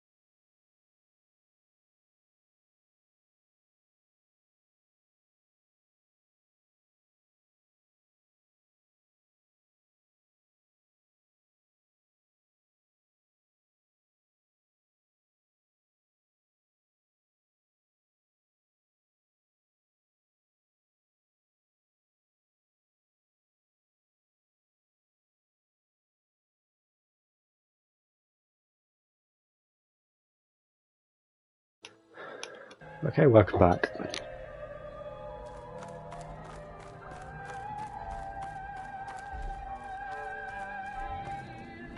What is this? Just a few favorites from my collection. Rescued and stored here just before I went off-world. Take a look, if you like. I'm curious to hear your impressions. My friend is dead. Beta and Gaia are gone, and you want me to look at old paintings? Don't be so quick to dismiss the comfort we can find in art, or the insight we might gain. My favorite pairing on the left is Woman Reading a Letter by Vermeer, a true master. And on the right is a forgery, Woman Reading Music, which fooled experts into believing it was a priceless original. Early in my career, I became fascinated with such deceptions. Eventually, I developed scanning software that could detect fakes with unparalleled accuracy. Is that how you made enough money to buy your way onto the Odyssey? Oh no. I made my real fortune later.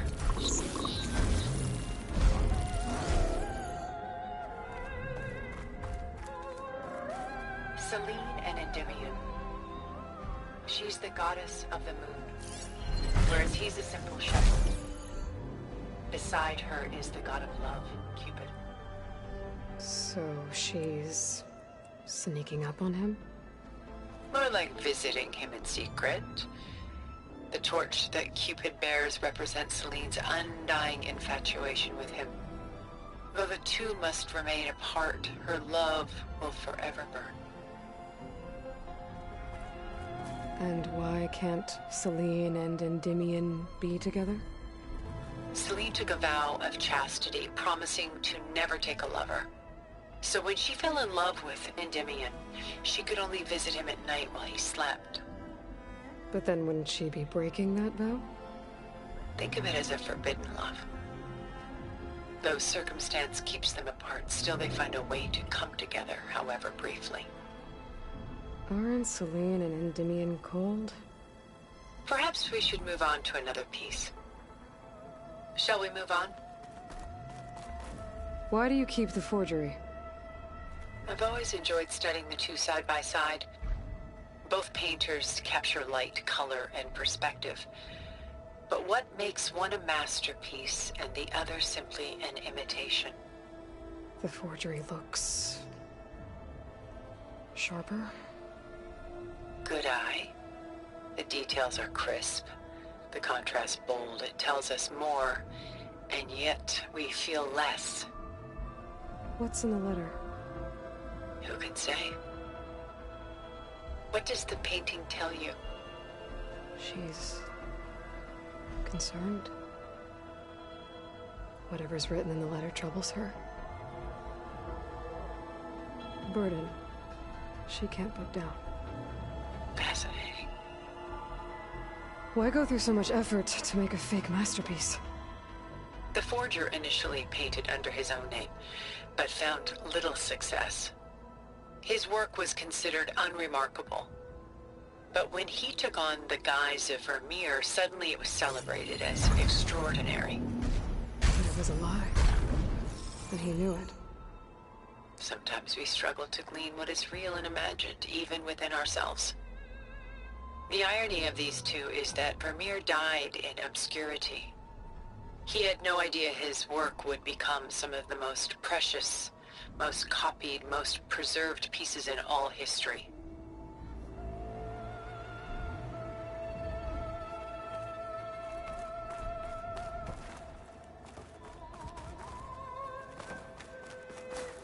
This is Rembrandt painting Jeremiah, a man in mourning. Mourning what? His home. The ancient city of Jerusalem. He foresaw its impending doom, but could do nothing to prevent it. So instead, he saved its treasures from destruction, just as I saved these works. You could say we're kindred spirits. About Jeremiah. If he knew his home would be destroyed, why didn't he save the people? Why save those relics? He tried, but no one would listen to his warning, so he saved what he could. But how did he know? He was a prophet. He saw an army invade and destroy the city in a vision. So it's more like he calculated which side would win a battle. What matters is that he was right in the end. If not for him, all those wonders would have been lost forever. At least this way, some part of his world survived. You know what I like the most about this piece? Even though he's the sole survivor, his home in ruins, left with only the remnants of his world. The light keeps the shadows at bay. There's still hope. Precisely. Take as long as you like.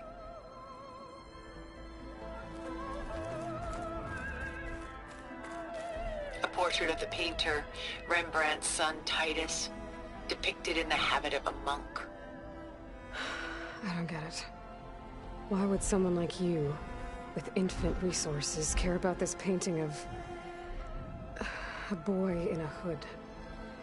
It's not the image itself, but the feeling it conveys. The face is bright and defined, but his eyes are downcast, heavy with misfortune. And the background seems to swallow all light. The painting is infused with a sense of loss. I guess I understand how the painter feels. Works of art such as these can often cause us to look inwards at our own lives. I'm sorry about your friend. Had I been able to intervene, I would have. But the risk of losing you as well was too great. Everything went by in a blur. I couldn't get to him.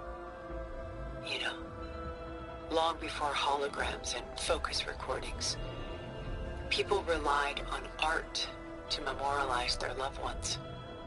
Because of works like this painting, their lives are immortalized. Rembrandt had 4 children by his wife. All but Titus died shortly after she gave birth to them. She passed not long after that. Titus became the only family Rembrandt had. Which is why he painted him this way. Indeed. Then tragedy struck again. Disease claimed Titus at 26.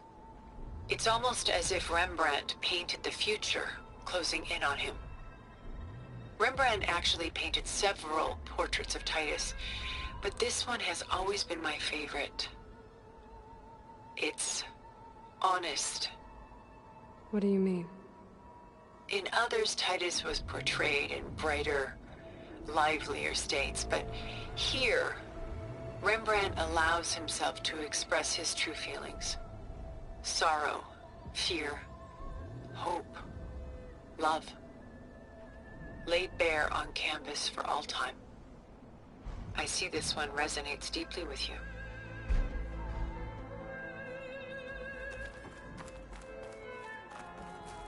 Rembrandt's The Night Watch, by far the most famous painting my homeland ever produced.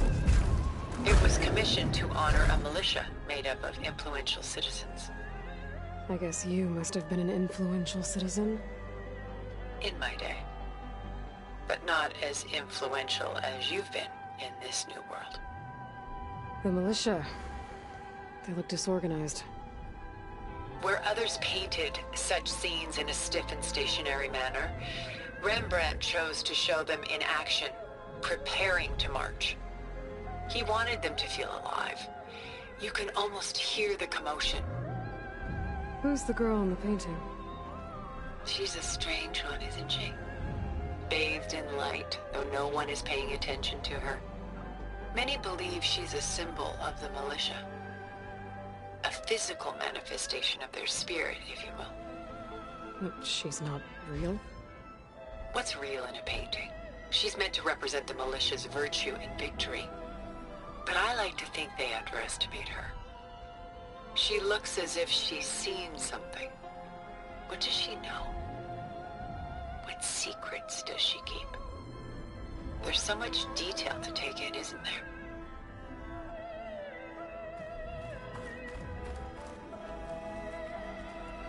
The Gust by Willem van de Velde, the most famous of his many maritime paintings.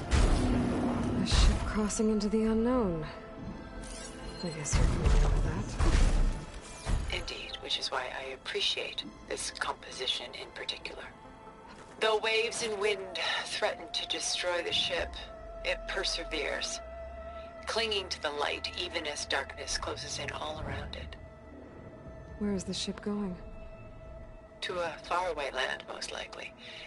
My ancestors used ships like these to explore the world, sometimes at great cost. What were they looking for? Anything of value. They were traders willing to face unknown dangers to make their fortunes. But no matter how far they went, they always turned their sails home. So this Van de Velde only painted ships? It was his specialty. Following in the footsteps of his father, Willem the Elder. The two had quite a journey of their own, taking them all the way to the court of a foreign kingdom. Did they ever come home? No, but eventually their lives worked it. Take your time.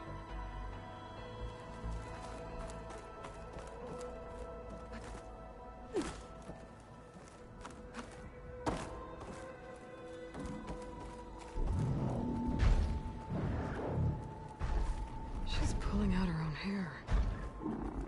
Out of madness, out of grief. It's hard to watch her suffer. I should move on.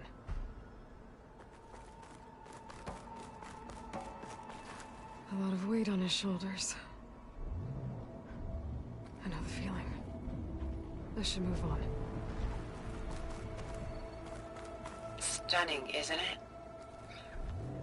Paintings were the only masterpieces of my people's golden age. This is Van Vianen's lidded ewer, molded from a single sheet of silver. What was it for? How like Elizabeth you are. Function over form. Its practical purpose was less important than its meaning. Van Vianen created it in honor of his late brother, who himself was a famous silversmith. A memorial? Yes. Such beauty from sorrow.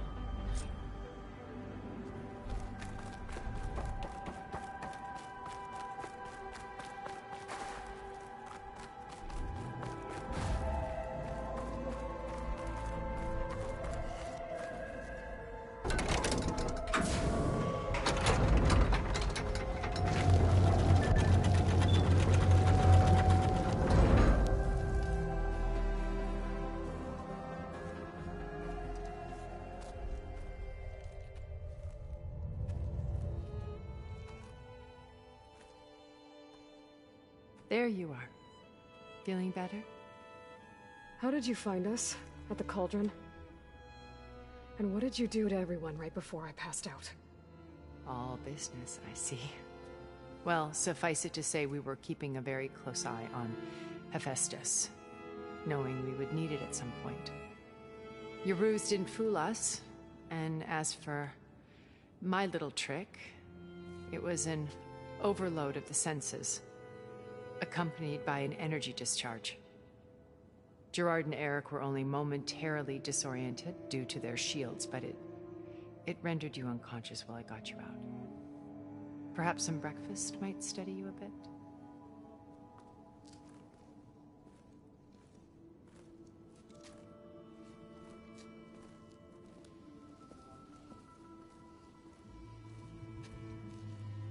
This was your house. The one you recreated for Beta, in the data channel you shared. How perceptive of you. Please, this way. After everything your people have done, you think I'm just gonna sit down and have a chat with you? They're not my people.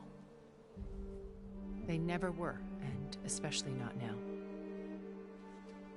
You shot off into space with them, and lived with them for 1,000 years before coming back. So what made you suddenly turn on them? Quite simply, This. My old focus. You repaired it? But that means you've seen... incredible things. What you've accomplished in 2 decades of life.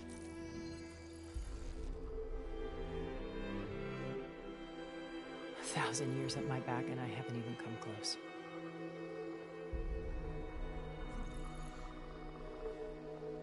I'm sorry if I invaded your privacy, but I had to. In order to understand. To be enlightened. You truly are Elizabeth's blood. With her drive, her sense of mission, her integrity. Watching all this shamed me for the company that I've kept. Having seen it, all I want is to help you. Even if it means stopping your friends? Especially so. Please, sit down.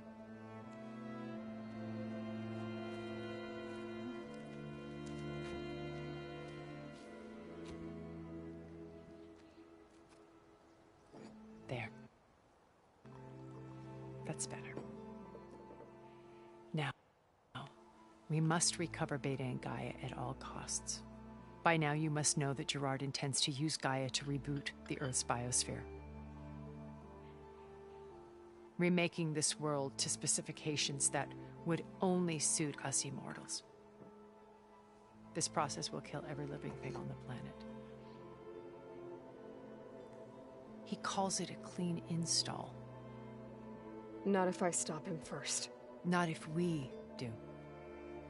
And once he and the others are gone, we can work together to fulfill Elizabeth's dream. I'm sure Beta told you that there's a build of the Apollo database on board our ship. A complete collection of human knowledge. With that and Gaia, we could do everything Elizabeth wanted. Heal the biosphere, educate the people of this world, uplift them. Create the world she imagined. Let's not get ahead of ourselves. From what I've seen, your friends are invincible. I do wish you would stop calling them my friends. And they're not invincible. In fact, a friend of yours has found a way to defeat them. Silence. Oh, he's been a busy bee, building an army powerful enough to crash through Gerard's precious base. Regala and her rebels. Even now, she's preparing a final march on the Tenakth capital. When she wins, she'll have the entire tribe under her control. Hundreds of warriors and machines to throw at the base. She's been duped. They'll all perish, of course. But it should be enough to break Gerard's defenses and allow Silence to kill him. Along with all the others. Using the new weapon he's developed. Yes, he's found a way to circumvent our shields. Truly an exceptional man. He's planned for everything. Except you and me. You see, while his army is battering down Gerard's doors, you and I will sneak in through a back way. One that only I know about. While Silence and my friends are busy battling each other, we'll take back Beta and Gaia. I told you I want to help you. I mean it.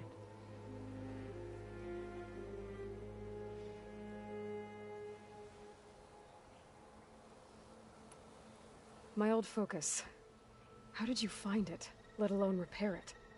When we encountered you at the Hades Proving Lab, Gerard saw you as a redundancy. I knew better. You were a revelation. After your dramatic escape, bravo, by the way. Gerard and Eric assumed you were dead and gave up the hunt. I wasn't so sure. When the others were busy, I returned to the lab and searched for any trace of you. That's when I found this little treasure. Not easy to repair, but certainly worth the effort. As I watched your life unfold, you were like a splash of color on a worn canvas. What Liz was, and more. Did you show it to the others? Of course not. It was your actions that inspired me to defy them. It's worth noting that if I hadn't found it and watched its contents, I wouldn't have known to save you at the Cauldron. You'd be dead. So I should be grateful? If you like.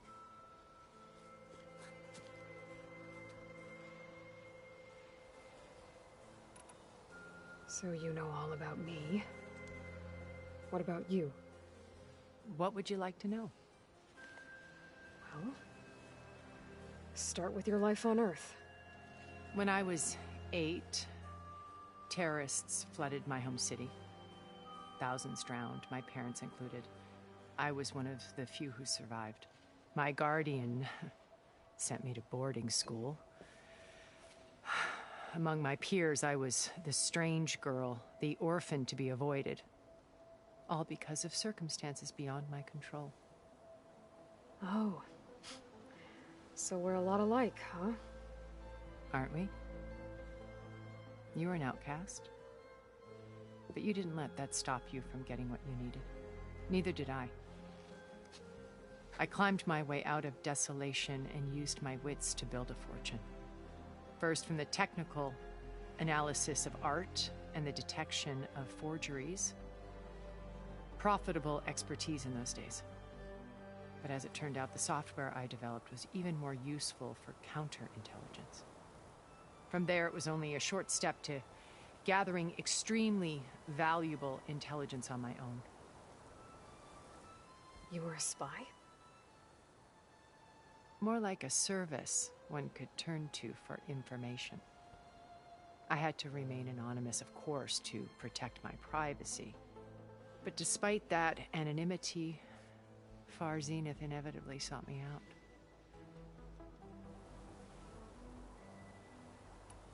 What happened when Far Zenith approached you? They painted an irresistible vision of humanity's future. One where we need not fear illness or death, where we explored the furthest reaches of the stars and thrived. It was only later that I realized that they only intended to bequeath this future to the rich and powerful.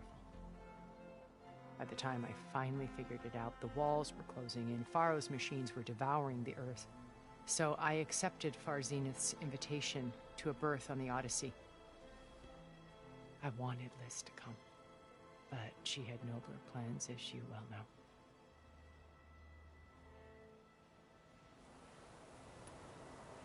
So you didn't know the other Zeniths were monsters until it was too late?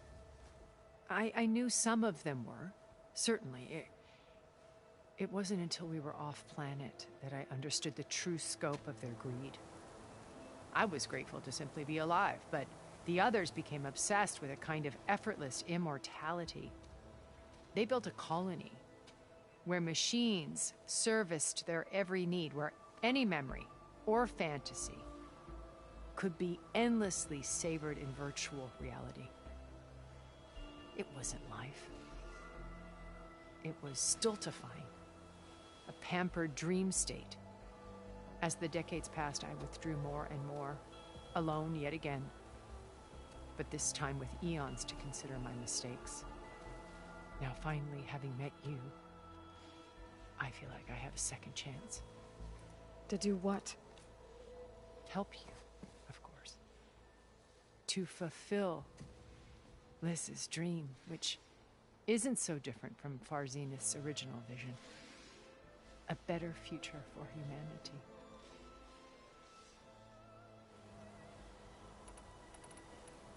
You said Beta is not in urgent danger, so what are the Zeniths doing to her? Putting her to work. Merging Hephaestus with Gaia. A difficult, time-consuming task, as I'm sure you know. They will compel her if need be. But her life is not in danger. She's the only one who can do it. Because you people made her to be nothing but a tool. Gerard's idea, not mine. They always viewed me with suspicion when I attempted any form of kindness towards her. That's why I created the data channel. A virtual place where we could speak in peace. So this channel you shared with Beta, none of the other Zeniths ever found out about it? Gerard believes he's the most cunning of all of us. Even after 1,000 years, he still can't imagine that I would outwit him. The channel allowed me to interact with Beta away from their mistrustful eyes. It offered us a chance to be ourselves. Until you cut off all contact. Yes. Though it pained me. I was worried that our meetings would do her more harm than good. Well, she felt like you tossed her aside. I was afraid the others would find out and punish her. She may not have had the comforts of friendship anymore, but at least I ensured she was safe. I know it seems harsh, but you must believe that her well-being has always been paramount to me. Why did you make the data channel look like this place? I built this house as a shelter to weather any storm. A safe place. Not just for me, but for the art stored below. Cultural artifacts of incalculable value. Truly some of the greatest achievements of human civilization. And you wanted Beta to see them? Yes. Her upbringing was so cold and technical. I thought if she could experience Vermeer and Rembrandt, it would bring something else into her life. A heritage every bit as valuable as the scientific and technical data being drummed into her. I'm sorry I had to cut off contact, but I'll never regret sharing this house with her. She needed its shelter even more than I did. Beta told me your colony was destroyed. That you came back to Earth because you had nowhere else to go. It's true. After we reached our destination, a planet in the Sirius star system, we spent decades building a new home. The physical constraints of Earth, the boundaries of mortality, gone. To think of what we could have done with it. It might have been a utopia. Instead, we stagnated, absorbed in effortless comforts and virtual realities. It took a cataclysm to finally yank us out of our stupor. What happened? A massive geological event. We knew of instabilities in the planet core, but we underestimated them. By the time the collapse was upon us, it was too late to stop it. Only a few of us made it to the ship in time. We set course for Earth, the only safe harbor left to us. Which you decided to make unsafe for anyone else. Not me. Gerard. He believes it's better to wipe the canvas clean than work around the smudges. No more primitive tribes, no more combat machines, only a blank slate to do with as he pleases. But we will stop him. All we have to do is get into that base.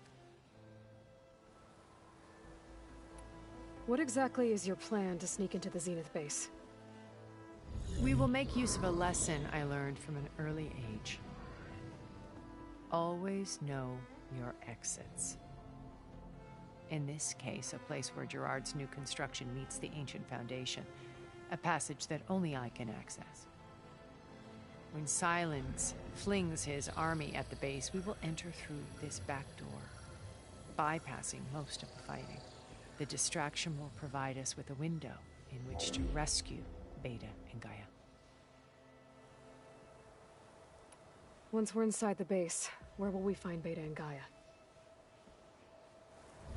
Here in the command center. By then, Gaia will have been reunited with all of its subordinate functions, including Hephaestus. What about the alpha build of Apollo on your ship? A simple matter of recovery once the others have been dealt with. With that in hand, we'll have everything we need to make this world as it should be.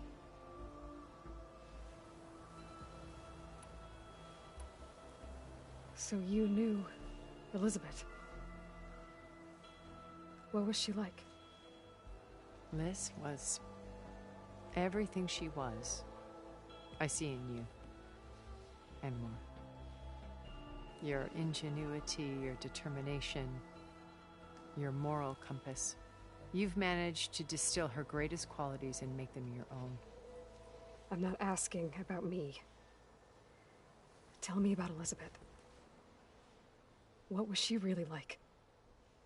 The honest answer is that I don't actually know. For all the time that I spent with her, she always kept a part of herself locked away. It was like that from the moment we met. So when you met Elizabeth, she was what? Distant? Aloof? Not aloof. Not exactly. It was a summit in Paris about machine learning. A touchy subject in those days. Because regulatory authorities were just starting to clamp down on AIs. Liz gave the keynote address.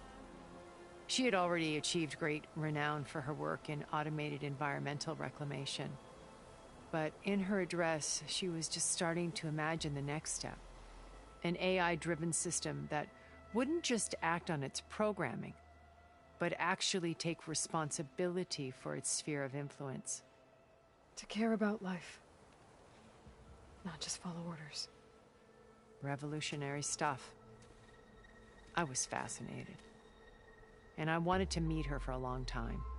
I watched her after her talk. She had spoken with such moral authority, such empathy. But after that, she retreated. I could tell she felt uncomfortable with all of her admirers. It was as if giving the talk had cost her something. I didn't want to be a pest, so I planned my approach carefully. So how did you finally approach Elizabeth after her talk? I picked the right moment. The morning of the next day, right as she came back to the conference, she had just had her coffee. She was fresh, rested. It was like she had braced herself for the onslaught of colleagues. I asked if I could walk with her, then put forth a question about her talk that I thought was intelligent. Her answer made me realize it wasn't, but she was very welcoming. Almost as if we were previously acquainted. It was only halfway through the conversation that I realized she knew exactly who I was. It was quite a shock to me. My business was trafficking in secrets, and I took great pains to protect my anonymity. So that was Liz, perpetually one step ahead. I came to view our meeting as a metaphor for our friendship. She always seemed to know me far better than I knew her. I guess I know the feeling.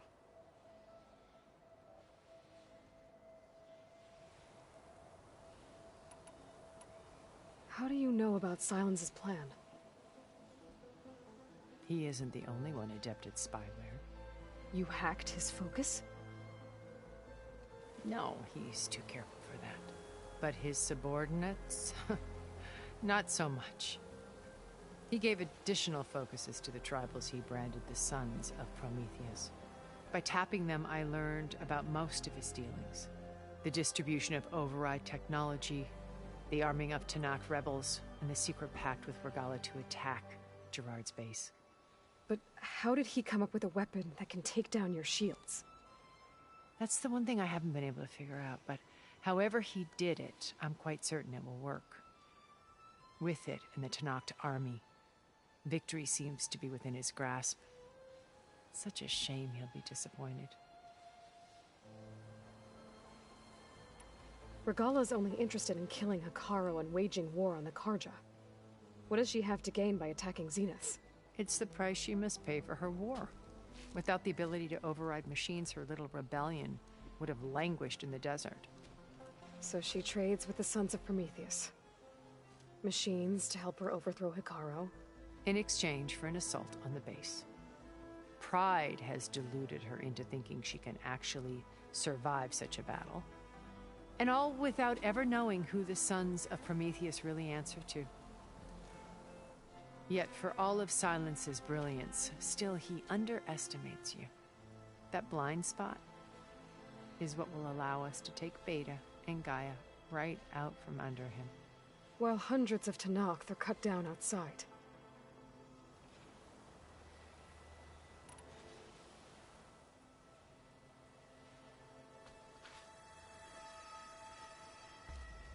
First Varl. Now Hekarro and the Tenakth. Your plan would wipe out an entire tribe. has to be another way. We are in an admittedly desperate situation, but I assure you there isn't. Remember Zero Dawn. Elizabeth's sacrifice. Sometimes many have to die for a new world to grow. If it looks impossible, look deeper. Wait. The data channel. It still exists, doesn't it? I need you to open it. Let me talk to Beta. Impossible. We might be detected. It's worth the risk. There is another way, one where the Tenakth survive. But we won't. If the others... If you want to help, open it.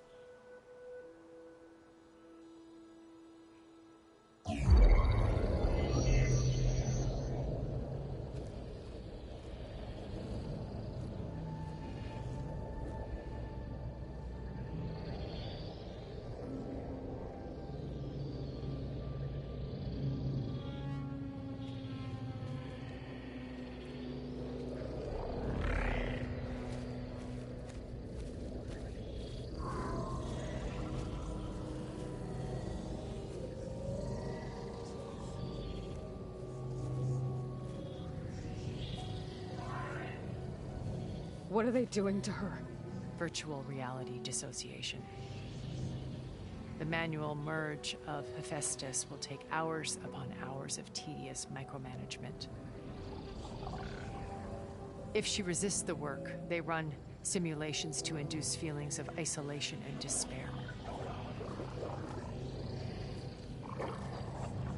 Beta, can you hear me? You're alive. They're watching me. I can't hold up this extra projection for long. You should have killed me. No. No, look at me. I'm coming for you. I promise. Okay? I just need you to hold out a little while longer and work on the merge.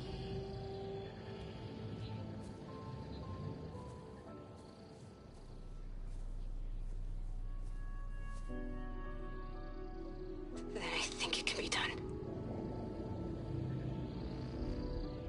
I'll contact again when it's time. Can you hold on? As long as I know you're coming for me, I can endure anything.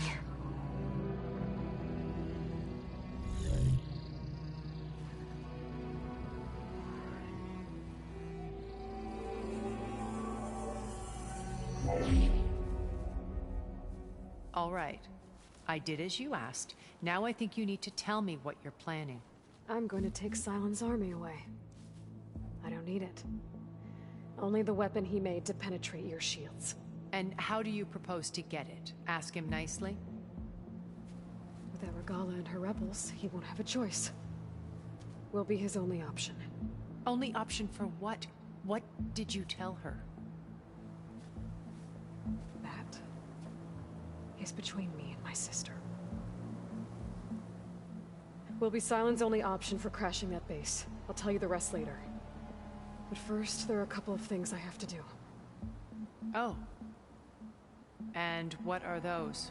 Lay my friend to rest. And then I'm going to use the override that Beta gave me at Gemini to put an end to Regalla's rebellion. From the air. Wait.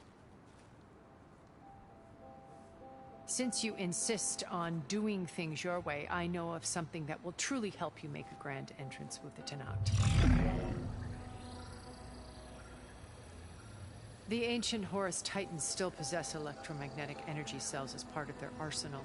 Drop one of those on Regalla's army and they'll receive quite a surprise.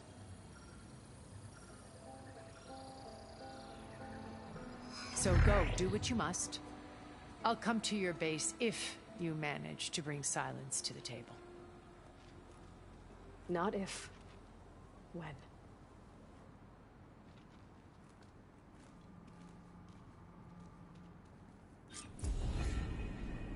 Erend, are you there?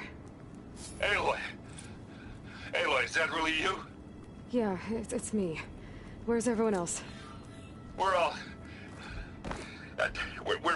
place. What happened? It might be easier to explain in person. I'll try to join you there when I can. Okay. We'll wait here for you. It's good to hear your voice, Aloy.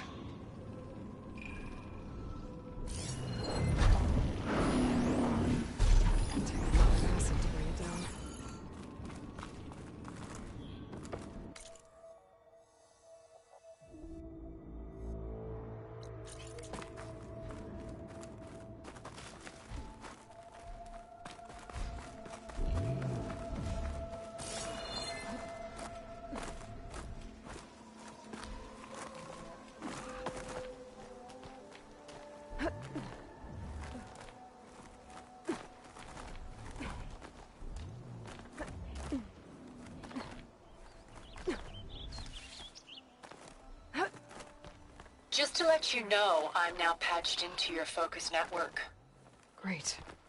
I take it the other Zeniths can't hear us? Of course not. And they don't know about your base either, in case you were wondering. I've sent you data on the Horus energy cells you can use against Regalla's forces. Reach out to me when you're ready to acquire one. Understood.